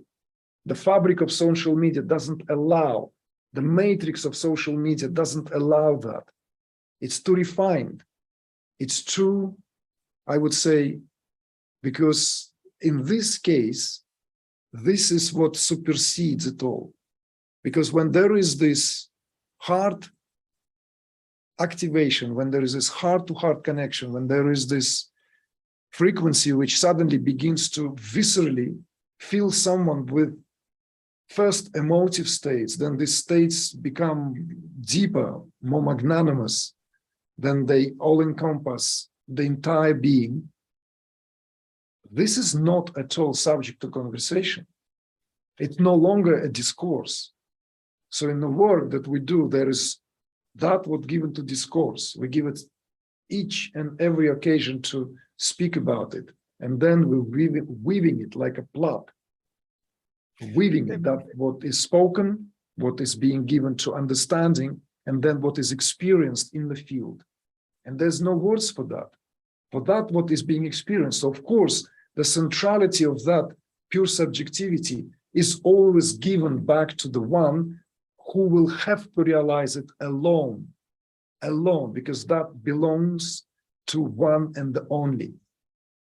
So there is no way to somehow, you know, spiritual knowledge can be spoon-fed, can be delivered with a baseball bat. It can be delivered through an act of kindness, or it can be delivered through an act of terror. There are no limitations how it can be delivered. But of course, it's never in terms of what that act acted as a catalyst. That what was in that moment was simply catalyzing something which by virtue of that what is conscious begins to suddenly rise on its own and take over the entire being until it simply leaves no room for doubts, no room for self-immolation, because it's simply questions that the questions are dissolved in the light of one's own luminosity. When that happens, what do? We drink tea, we have fun. Nothing needs to be said. Yeah, hooray. We fool around. The nature of the challenge you face is at a very different order of magnitude than the challenges I face. Your challenge, I wouldn't even know how to begin to rise to the challenge you face. You're trying to have a direct transformative effect in the lives of people. And I thank goodness for not being invested with that responsibility myself, because I wouldn't even know how to begin. My ambition compared to what you face every day is very modest, may even sound silly to you, which is I just want people to understand what I mean when I use certain words and concepts. It's just that, and that turns out to be incredibly difficult. I mean, I'm giving people a theoretical narrative, which I am completely aware of is not transformative in and of itself. The only little story I tell myself is that by giving them this intellectual narrative, they can open themselves up more to people like you, like Rupert Spira, like Adyashanti, like they're priests maybe, or they're psychologists, they're therapists. They just open up more. That's how I frame my own challenge. And in that sense, it's quite modest, but to me, it still feels overwhelming. To explain to you why, you were talking about an actor on the stage and the facial expressions, and all the show and the routine the actor engages in.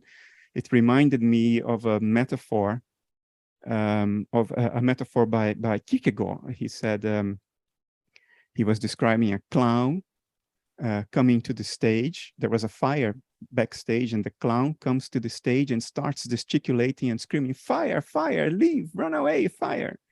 And the audience began to laugh, thinking it was a joke, because he was a clown on stage, and that's what actors on the stage do. And then Kierkegaard says, and this is how I think the world is going to end, under the applause of wits who think it's all a joke. and that is such an evocative metaphor. So to frame it in my world, how I compare myself in the context of that metaphor, I am the clown. And people think that when I wave my hands and say fire, they think that that's something nuanced and subtle part of my routine that has some very high meaning that is very difficult to wrap your head around, because that actor there, he's not a clown, he has 2 PhDs. He somehow sees something that is very, very difficult to see, something that's totally non-obvious, very subtle, sophisticated stuff. So we have to understand what the analogy or the metaphor is when he waves his hands and screams fire. No, I'm just a clown. And I just happened to have been backstage, and I just saw what was in front of me, and I come running back and say fire. But nobody sees me as the clown. And in a sense, I contribute to that, because to be heard, I need to be invested with some kind of authority.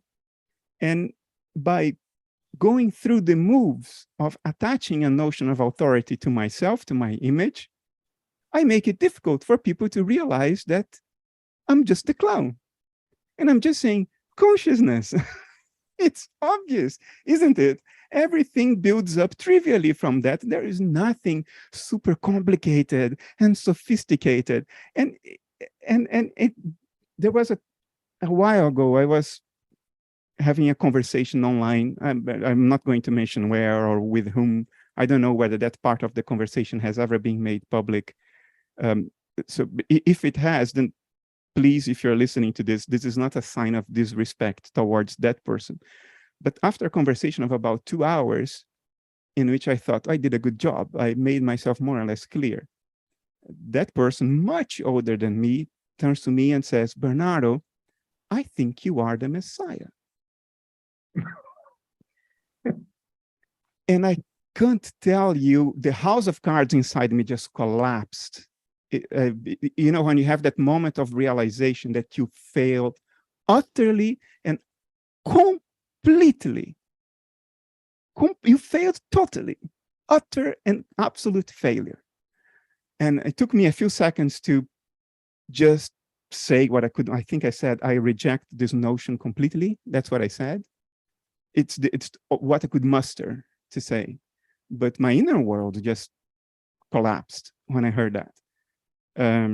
And that's what is so difficult. How do you get airtime so people can hear you out, respect you as a human being and hear you out, and at the same time, help people understand that you really are the clown on the stage and that you're just waving your hand and saying fire because there is a fire. That's all there is to it. You see what I mean? Yeah, I can't even begin to imagine how your life feels like when you face your challenge, when you have to really transform people from within, as opposed to helping them just understand the words you're using and how you're anchoring the meaning of the words you're using. It's mind-boggling to me. Great respect to you and Rupert and the others. Well, I would say that,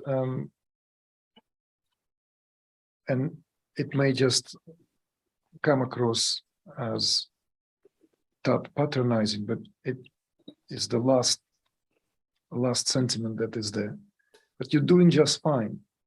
You see, what you yourself referring here to in itself has this great analogy. The clown, the fool, is a form in itself, a form of a delivery. Even culturally, there are these figures. I mean, where I grew up, there is this Nasruddin Afandi, Nasruddin. You know, he's the guy who is considered to be a cultural icon, right? Of course, he comes straight from that whole Sufi folklore, who constantly makes a fool of himself, constantly. And in that, what he makes is the teaching. The teaching is there to be unwrapped in that. But it's not really up to you. This is what I meant. This may sound preposterous, to be at that place where what you speak will be understood the way you're saying this, because you already put yourself out there for that, you see? And you may have, and this is how I see it, how I perceive it, how maybe I intuit even, you may see this as, well, my current job, right, speaking as if I'm you, is straightforward, right? I'm modest in my ambitions, but you don't know, you have no idea, because none of us do, when this, what is, may be perceived as that, what simply is seen as that modest input, will simply convert you into what will become in service of why you're doing that in the first place. This is the real dilemma, you see? So in other words, it's not the position of how to deal with that aspect of authority. Do I have that authority? Do I legitimately appropriate that, because this will give me a greater sense of confidence as well as being heard in the right way? Because you have said that also, that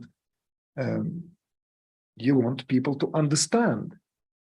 You see, so in other words, if the authority here is actually in the service of, incorporated into that, what could be seen as the real reason behind that whole enterprise, then it will incorporate itself before you even know it. But what I'm pointing out here is it all boils down to your own personal evolution and nothing else. It's your own growth. It's your own unfoldment. Because you can only speak, none of us can speak from anywhere other than that what we embody. So what speaks through us ultimately, and this is why some people will gravitate and in no time and will be subjected to all the pretenders and people who here just play this whole theater of life, and people will be subjected to manipulation. Well, because this is what they see, that's what reflects to them. So it's a kind of a tough situation, and those who will recognize the truth will be driven by that truth that they recognize. So it's a kind of a fair deal already there. So that people say, oh, how to avoid being with the wrong teacher? Well, you can't avoid being with the wrong teacher, because this in itself kind of has these dynamics that are reassuring that one will go through life having this or that person and falling into that place of apprenticeship, whether they like it or not, in the way that will serve them in a given moment in time, even if that will seem at some point as a disservice. So your sense of self-evaluation, or the other side of it, self-depreciation, it's the same coin. It's the same, it's a recognition of that it doesn't matter what's printed on each side. Yeah, that I understand. Yeah. So as long as it's authentic. In other words, if it's gold, it's gold. It holds its value independent of what it represents. It will hold its value. And that where the real impact is carried, the real impact. So some people, maybe there's 10%, and that's a huge percent of those who actually hear you for what you're saying. Exactly. You see, they might not even leave comments, so you will never know that they are, because some of them actually not of that kind. But people will give all sorts of ideas. I just don't want you to somehow feel, it's like whether you like it or not. If this is what you do and you love doing it, you will grow into that, and then it will take you, okay, now you have to, like, it's like an upgrade. There's a next level. You have to do it, like you have to do it now. And I'm not talking about you know exactly what I mean. So it's not going to be at the level of, that audience or that platform. It's because you are a man of substance. And since you are a man of substance, then you already know what is here of value. Therefore, you won't be fooled. You won't be just given that, okay, the upgrade here is not at the level of speaking at the largest audience or having although that in itself. Oh no, I don't have that at all. No, that I don't carry that pressure with me. No, I'm not fighting for the biggest audience. No, that's not at all how I'm put together. At least that, because I know people who have that in them, and it makes their lives very, very difficult. They experience a lot of pressure. What I do think I see, Igor, is that, and that's another difficulty I have to put up with, is people are looking for complexity. People want complicated answers that validate the question, if you know what I mean. Yes. They don't want to find themselves in a place where the question just disappears because it's nonsensical. No. They want to validate the journey to arriving at a difficult answer. They are looking for complexity. And some of our comrades in arms are falling for that trap. One it's dangerous territory. I don't. These are people I respect, and more than respect, I admire.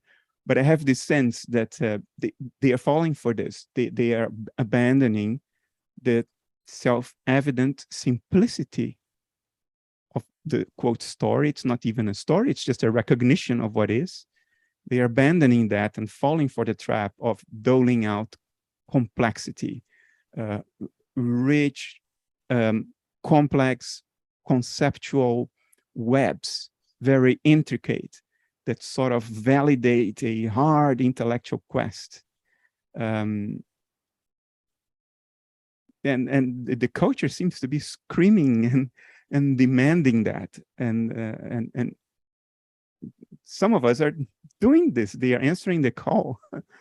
Yeah, I'm just sharing this comment. I don't need an answer, but it's just an observation of what's happening. So even people who see and understand the self-evident aspect of what's going on, at the basic level, I mean, there are profounder questions we can ask for which you don't have answers, but the basic questions like what is nature and what are we? I mean, these are very basic questions. They are surrendering, I think, to the cultural demand to depart from this solid, self-evident ground of simplicity and entertaining very, very, very elaborate conceptual theoretical narratives that sound very impressive, are full of neologisms, new words with Latin and Greek roots, complicated theories that are totally over-determining, meaning whatever variant of that theory happens to be true, the basic facts of reality still are true. We don't need that extra sophistication to validate what is self-evident.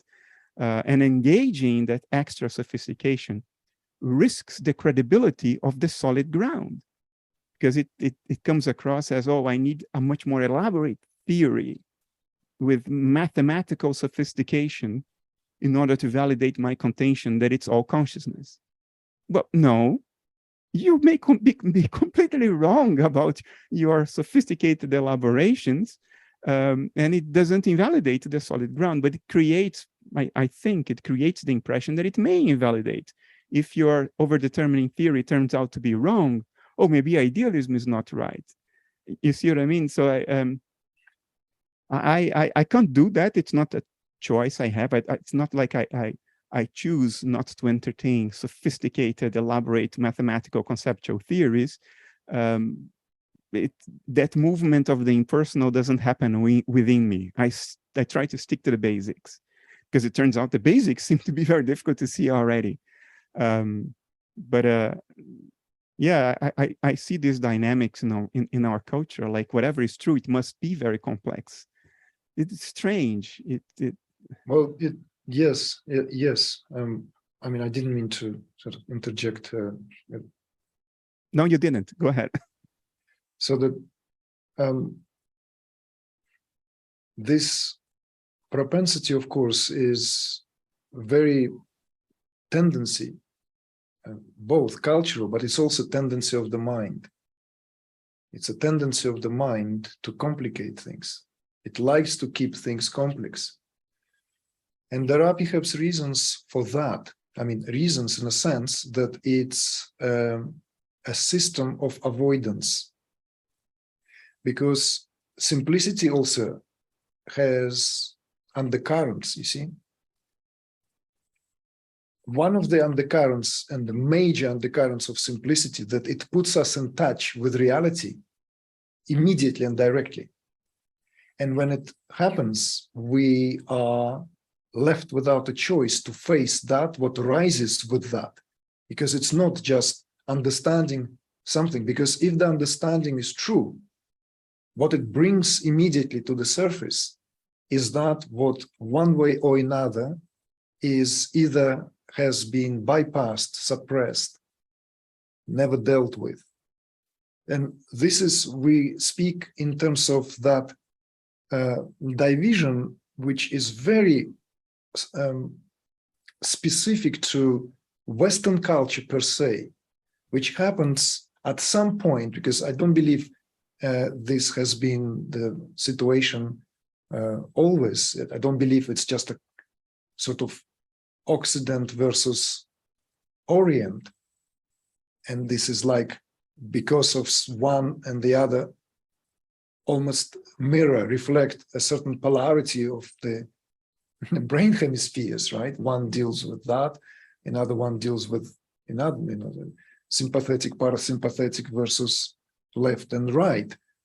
I don't really buy into these theories. What it seems to me that at some point preference was made, and we touched up on that in our conversation, that preference was made in the West towards that rational approach, logic. And this in turn, of course, was at the sacrificial of, like, I don't see my hand, is there, like, I'm making that gesture of dividing myself somewhere at the solar plexus, where that law of functioning, the physiology, that what is the law vital, the seat of that what is with the rise of psychology, because religion had tried to keep it under control, right? We're born in sin. We have to somehow go through that whole process. The ideas of baptism are variously interpreted.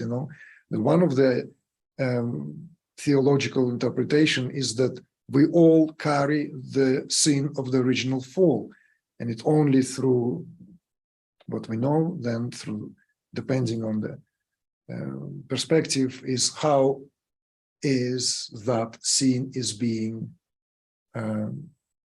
awashed within ourselves, right? So this is like where it comes the story of crucifixion. The Christ is crucified for the sins that were, so in other words, he takes upon himself the entire sins of humanity, all the way from the fall of the man. So this job, of course, never was reconciled, because the Western culture, the religion, did not know what to do with it.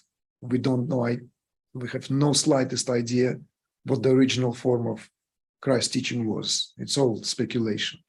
No direct passages were made. We don't know what school of Pythagoras was like, and we don't know how the teachings of the ancients survived and through which monastic life, because monastic life was wiped out. So these little academies, they were all absorbed and suffocated into the life of one and the only institution. So the job was then delegated and thrown at the field of psychologists today. From the rise of psychology, it's that desperate attempt to reconcile the transitional power of that priest to whom we confessed so as to relieve ourselves from the burden, is now being done by the shrink. And there comes this kind of continuation of that division. So this division is why the mind likes this perplexed and complex and complicating things, because this is how I understand this, that it's not just because simplicity is too simple, but it is perhaps accompanied by that what then looming and very, very uncomfortable. It's like one realization of one truth creates a chain reaction. If we made one true decision in our life and went and done something which is true, it immediately pulls a lot of other things in our life which inevitably would have to be redressed because they are interconnected. And that is not an easy process. Not all of us are ready, willing, and actually frankly want to do this. So therefore, propensity to go into the mind and kind of endlessly move in the maze of that, what mind's propensity here, which we know is endless. We know it simply doesn't have no end. It's infinite how mind can play with variety of, and we know that we talked about philosophers, but we have these figures that consider and fancy themselves to be called philosophers, even in the world of spirituality, New Age, who came up with very complex systems where they try to they try to box our experiences in some categories that we, like now everything I'm right there with you. Yeah, would be taught. This has to be taught in schools, right? Because we now have understanding of history, we have an understanding of everything, because we have this, quadrants and whatever. Like this is just that. It's still they divide it here, divide it across. Whereas this heart place is also the in many traditions has always been seen as the place where the meeting, from the anatomy of the process, this is where the forces, the pranic forces, really are at a repose in a deep sleep. This is where we are resting from the idea of who we are in a deep sleep, because there's no Igor and no Bernardo there in the deep sleep. It's just simply that deep velvety surface of nothingness where the whole thing is given a rest, and we call it a deep rest. And it is here where these forces are at an equipoise. Has to be. If it doesn't, system will heat up and. So you're pointing to your solar plexus, right? Because I can't see. Well, heart. Now I'm pointing here. Now I'm pointing to the heart. So the heart here is that place of origin and place of return. And it's a place of balance as well. It's a place of that Vesica Pisces.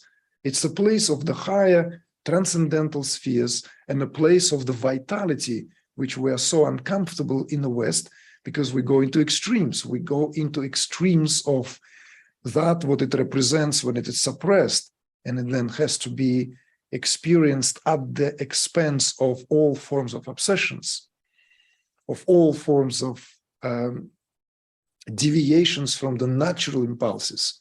We know that very well, that all this is a result of something that is not simply harmoniously functioning there. So this movement is, of course, you can see that again, that's this, on one hand, strong movement downwards is also countered by the strong movement upwards, you see? Where is that, what holds it together in equilibrium is that heart space. The heart space which holds it literally, that holds that what is otherwise can easily be a bypass, leaving this world. Denying the what world. You're saying. It's not a metaphor, it's physically felt. It's a physically, here. Yes. It's always physically. Hey, it's a somatic experience. Yeah. When we feel something deeply, we feel it somatically here. Yeah. For me, it's a compass. If I have to decide, am I going to do this or not? Am I going to do that or not? That's where I pay attention. I pay attention to the feeling here. It works fantastically well. It's amazing how reliable it is. But Igor, you're basically saying that our flights of complexity, they are a way to obfuscate that which we don't want to see about reality. But in spirituality circles, I'm not saying that I agree with this, I actually don't, but I hear it a lot, that the truth is the same. Well, it's very Platonic. The truth is love. It feels good, it's warm and fuzzy. So there is nothing to be afraid of or to want to repress or obfuscate, because reality feels good. It's like infinite love. But if we are repressing it, it cannot be just infinite love, right? How do you see that? Well, yes, love and truth can be spoken here as synonymous because they are. But to speak about love as a natural state is not fully acknowledging and understanding that although these terms, even in the language, point to the same reality of what ultimately is the essence of who we are, they have specific qualities. Like, for example, we can say love and oneness and compassion, bliss, equanimity, all this we can speak, but they are still words that carry vibrations and they have this impact. And I'm not talking about how each of these words maybe got soiled and taken out of their context, misplaced, because I'm not for one to speak about here in terms of devaluing personal love, because personal love, in my understanding, is universal love, which is experienced here in direct way as an expression of that universal love in a very personal, intimate manner. So there's no contradiction whatsoever. So if anyone wants to deny that in the name of some abstract love that is the only true definition of love, I don't agree with that. I don't agree with that because here is maybe again taking it upon myself to speak from, oh, well, it's all subjective. Well, indeed, it can only be subjective, but I know that that same love that is experienced to a particular being, particular person, or towards something has the same quality as that what was experienced and experienced as, which has these universal qualities which are not directed at an object of love. But that same quality is there, that quality of the heart, unmistakably. And this is, of course, is not just what we immediately experience. So when that conglomerate is pulled, when we no longer subjected to and find comfort in, because it's a tremendous comfort, let's face it, to be in this intellectual constructs. It gives us sense of a lot of justifications, control and reassurance. Yeah. Control, reassurance, it's escape, it's it's avoidance, it's also a kind of justified arrogance, and it comes with a package. It's just like equips us with, it gives strength as well. It gives that Absolutely. illusory sense of being in charge And being right? better. Yeah. Yes. I've been there. I know that territory well. We all been there. We know it's what it is. Whereas the qualities of the heart are very opposite, because there is uncertainty, there is insecurity. No control. There is a lack of. There's all that what is not there. But one, and the distinctive quality is that one knows, that one feels in the heart, through the heart, because it's unmistakable. It's not something that one can hallucinate, one can think. But this is why in spiritual traditions where that heart spoken as that chrid, as that which is spoken in complete direct reference to the self, if the seat of the self is, and the heart is spoken as the seat of the self, as that bird which likes to go back to the nest, precisely where the heart is, that's where it rests. So it's metaphorically spoken here, but not without a reason, because that somatic experience is very telling. So we can be afraid of love because of these qualities of you're not in control, you're not reassured, there is uncertainty, you're floating in the air. It completely throws us. It completely throws us. It's like learning to swim. It's like, It feels good after a while, but it's scary in the beginning. Yeah. But do you think that at its bottom level, reality is positively valued, that it's not morally neutral, that it's fundamentally good and loving? Is that what you experience in the deepest states of meditation, as opposed to just avoid a morally neutral field of pure potential?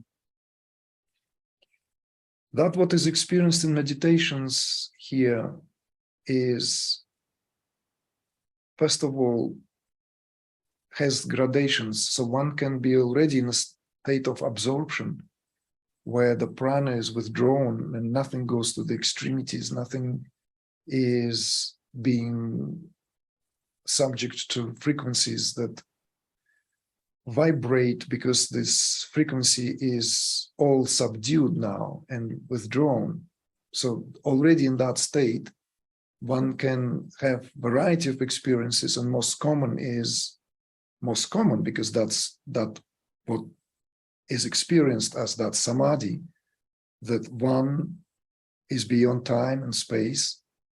The parameters of the body, of mind is already settled. We're not even talking about that. Mind is already gone abstract and settled. We're talking about much deeper lake here. So then it goes into that place where it may have no qualities, and that's where a lot of confusion still among the even very, very advanced meditators and those who, that is it completely devoid of qualities? Is it completely like void, that Buddhist shunya, which has nothing, quality of nothingness to it? They speak about it as one taste in Buddhism. And yet, in that, there are luminous qualities to that awareness, luminous qualities that are beyond, in other words, that where everything have subsided. And only in that luminosity that all the so-called, because this is how the language would have it, would have to be spoken about it, of positive qualities arise to the surface, because they are fundamentally identical with the very core of what this represents. So in other words, it almost sounds like where this truth of all religious revelations agree on one thing, that at the end of the day, light always prevails. Even if there are these conversations that one hears, well, what was before light? Before light, there was darkness. Well, that's not true. Before light, there was only light. It's the other way around. Light doesn't come out of darkness. This is a Big Bang theory. It's not at all what really awareness and consciousness is. Consciousness is always luminous. So that Hindu proverbial Satchitananda as a substratum, it's all there is. And when that is experienced as Sat, as Chit, and as Ananda, then all these qualities that in English language are naturally that we operate with are becoming self-evident in one's own fabric of awareness. So it's not something that one has to take up on oneself as the qualities. These qualities simply are indistinguishable from that light which illumines every experience. It's hard to put into words. But so it has valence. It's not neutral. It has valence. Yes. Reality at the bottom level has valence. Yes. So this reality is not shunya. This reality is not void. This is where the teachings of the masters who were driving the remnants of the Buddhists' influence from India were emphasizing, the difference of the teachings, that the particularly, and I'm not just talking about the Adi Shankara's job, the 8th century sage, but this has been done also by much lesser known figures. And in all this has coincided with that rise of these teachings that became democratized, because this the Tantra very much was a revolutionary teaching, just as Buddha's teaching itself was revolutionary, because it was supposed to shake up the orthodoxy of the priestly caste for truth. So to bring that element of democracy, that bring the element of that is in love and consciousness, we are all made equal. And no one here is in any way hierarchically better placed due to the quality of the incarnation into any caste. So that's what we could have that equality without valence. Without valence, without reality being fundamentally positive or negative. I can have empathy without having to be bathed in love. I can have empathy for the fear of the people fighting in Ukraine right now, both sides. Yes, of course, but the empathy itself has a quality. It already has a quality. So in other words, it's not neutral. You see, you decide what you want to experience.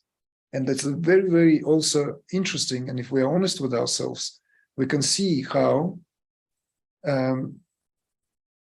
our emotive responses are colored by certain, what here, I mean, it has a very, it's Rasavada is it's a whole science theory of the emotions and how they play their role. It has a name, Rasavada, but we don't want to go there because we don't want to lose people who will perhaps hear this. But this, what colors our emotive responses are intricately interconnected to this full gamut, that full spectrum, which again is the very, very property of that heart, which is luminous and colorless. It's translucent. Abhinavagupta came up with the 9th rasa and insisted that Indian culture to be adopted that into its fabric so as not to deny that spiritual dimension to it, because it's existed prior to him, but he insisted to bring this Shanta Rasa, the flavor of peace, that Shanta Rasa, to all the classical 8 emotive states. And that Shanta Rasa is what illumines every shade and every hue, every color. And that in itself is, if we notice, if we pay attention, we can see how we can, and you brought that direct example, to feel empathy towards Ukrainians who are now in this... And Russians who are fighting there and undergoing fear. Yeah, but it's like, there's no end. We can, there is the empathy to everyone who has been affected, those who are affected at the epicenter of the events and affected in the most direct and horrific way, to those who are affected in the shocks of that are moving from the epicenter of all this across the world. So, but if I tune in with that, all I feel is fear, despair, hopelessness. It's not, I don't have an experience that is modulated by something positive. Yes, but hang on a second. But this is we need to be really careful, because your response is only to what you hear and see. You don't sit just by yourself and suddenly start thinking, how is it now in Ukraine? You may not even have an idea of Ukraine as a country. So you need to look on the map. You need to hear the words, situations, what happened. There's a bomb exploded. Where? Did it explode somewhere in maybe where there was an underground bunker, or maybe somewhere like the weapon was stored? So maybe you feel less affected by that. But the bomb in your news exploded in a train station, in a hospital. I make this up. I make this up based on what I hear and see. That's what you're saying. Yes, what I'm saying is that it always colored, because these emotions are always colored. But because if, for example, you hear the bomb fell right where, let's say, children were playing. It's a very different response to bomb fell on top of the battalion of soldiers who were trained, badasses there. Well, bomb exploded where it's supposed to explode. It's a war. But bomb exploded in a maternal ward, then of course we bleed immediately. So this is important to understand that your response is to the stimuli immediately of what and how you have been given that information. But let's give it a dramatic example. You are on the ground and you are in touch with people, okay? And you are actually witnessing the full gamut of human, or full spectrum of human interaction. You see people's strengths, weaknesses. You see heroic acts, you see acts of kindness. You know, let's say, like what I'm saying is these direct situations where instead of feeling depression, despair, all these, what you describe in, which is basically, it's the response of being helpless in a situation. Because you cannot help. All you do, you are only receiving. You're receiving and you are not immune. So there are responses. You are not immune to this. But if you are actually in the situation where the news itself comes from, then the experience is already of a different quality. So that what may be sitting in our own offices, houses, in our own places, and being exposed to social media and the PR war that is raging on for our minds, where the social engineering and the collective consensus is of primal importance of how we perceive that, because that will justify the means of what was behind it all. We don't know that. Therefore, even in my own Sangha, when this has unfolded, my first job was to, hang on a second, this is alternative forms of information. This is not something spiritual teachers should do. But I had to do that because I felt it's my responsibility to share, because we have people from all over the world with different predispositions, with different understanding of the situation, you see. Hear what is being said here, you know, don't just trust every social media news channel that is communicating the news, because there's a lot more that we cannot see, a lot more. But what I'm saying is that we cannot have any true response unless we are in fuller contact with whatever that is being experienced as a reality. Because then our field is open to these emotions and that, this emotion and that emotion, some of which will feel much less despondent. Because you will inevitably feel, wow, if not for this situation, you will never see this in people. I mean, this is what cataclysmic events, fortunately or not, have in common. Wars, calamities, and everything that comes under that category has something which immediately brings something to the surface. I've seen that in the military. I've seen that where, men are being put in a position, where very quickly something is like, when you're under that pressure, when you're under that condition where really the conditions are primal, what comes to the surface, all this psychological repository, how one goes to this lowest of the instinctual responses, because there is a survival. There is this dynamics, because you either have to remain or you will be broken down. Remain on top of it. And not everyone is equipped. And for many different reasons. And observing this already as a young man gave me a tremendous learning ground to see how quickly it happens as well. All that, herd mentality, mob mentality, see? How weakness is explored.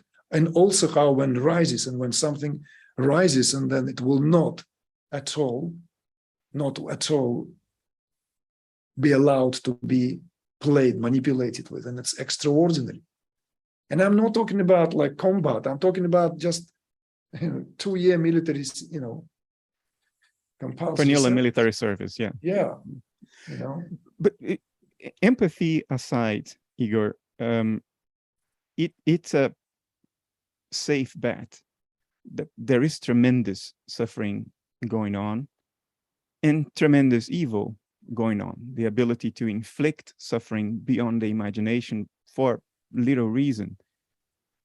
If reality at its most fundamental level is love, is warmth, how can this be? How are we to account for terror, despair, and evil if everything is fundamentally the opposite of it?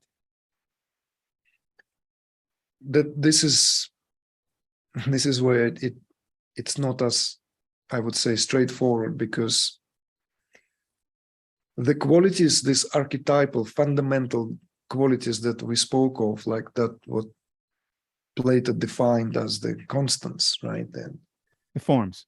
the forms that were that line that divides that what could be spoken of as human condition at the top, which is subject to constant fluctuation and subject to so many things, and that what is, by virtue of it being foundational, is not subject to change. These qualities, and this is very, very important distinction. I don't know if Plato made this distinction or not, because I think it's a very important distinction, that these qualities do not have opposites.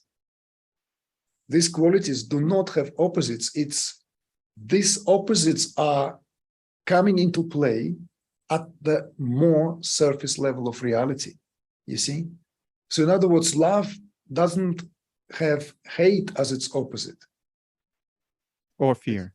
Or fear. This will be inconsistent with what love here represents. But love, It's as we experience it, seems to be the opposite of hate and fear. Yes, yes. But it doesn't mean that love in itself has its opposite. So that, therefore, what you lamenting, bringing out into the open, how can that, what is fundamentally who we are, can play itself out in such manner? Yeah, exactly. You see?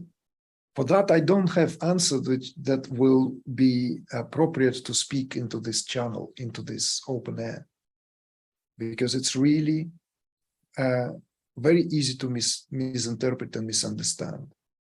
Very easy to turn into, well, it can even be turned upside down. Yeah, I know exactly what you mean. So I am less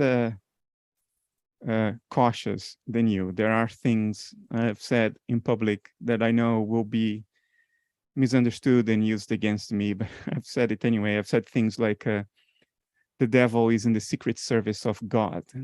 He's secretly doing God's bidding. And people go, are you a devil worshiper or something? No, that's not what I meant. Or that the fall was the ire of God, but was secretly also in the service of God. And things like this, because I think we have a very naive relationship with what we call evil.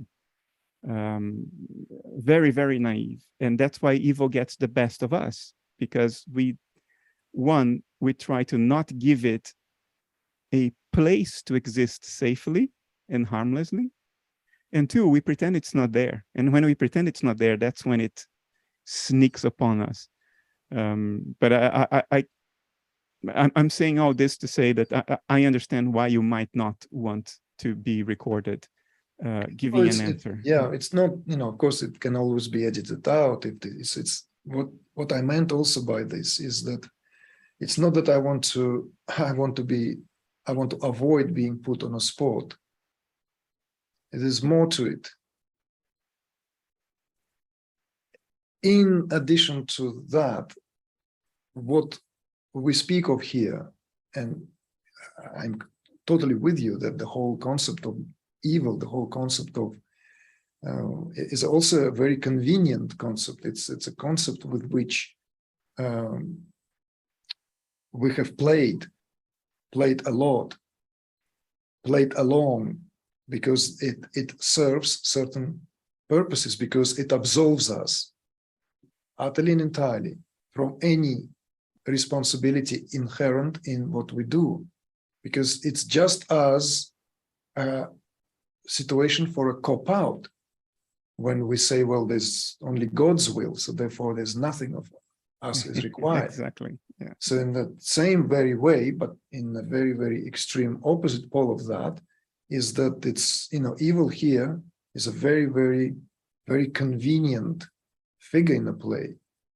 So therefore also evil figures in history are always been scapegoats of absolving from that what is frankly collectively shared, always collectively shared, and always will be collectively shared in what we do and how we act. So this is that quicksilver again, the quality of that malleability. Consciousness is like it just constantly in a molten state of pure potentiality. And whenever we put attention on something, and whatever we put attention, and if it's repeatedly there, then it takes form. It's in the nature. So this is what makes it so intriguing, filled with possibilities, and at the same time also where a lot of people are not ready to go, because we want to have some kind of cleaner, tidier concepts of reality where we don't get messy, we don't get our hands dirty, we don't, Exactly. I can relate completely to that.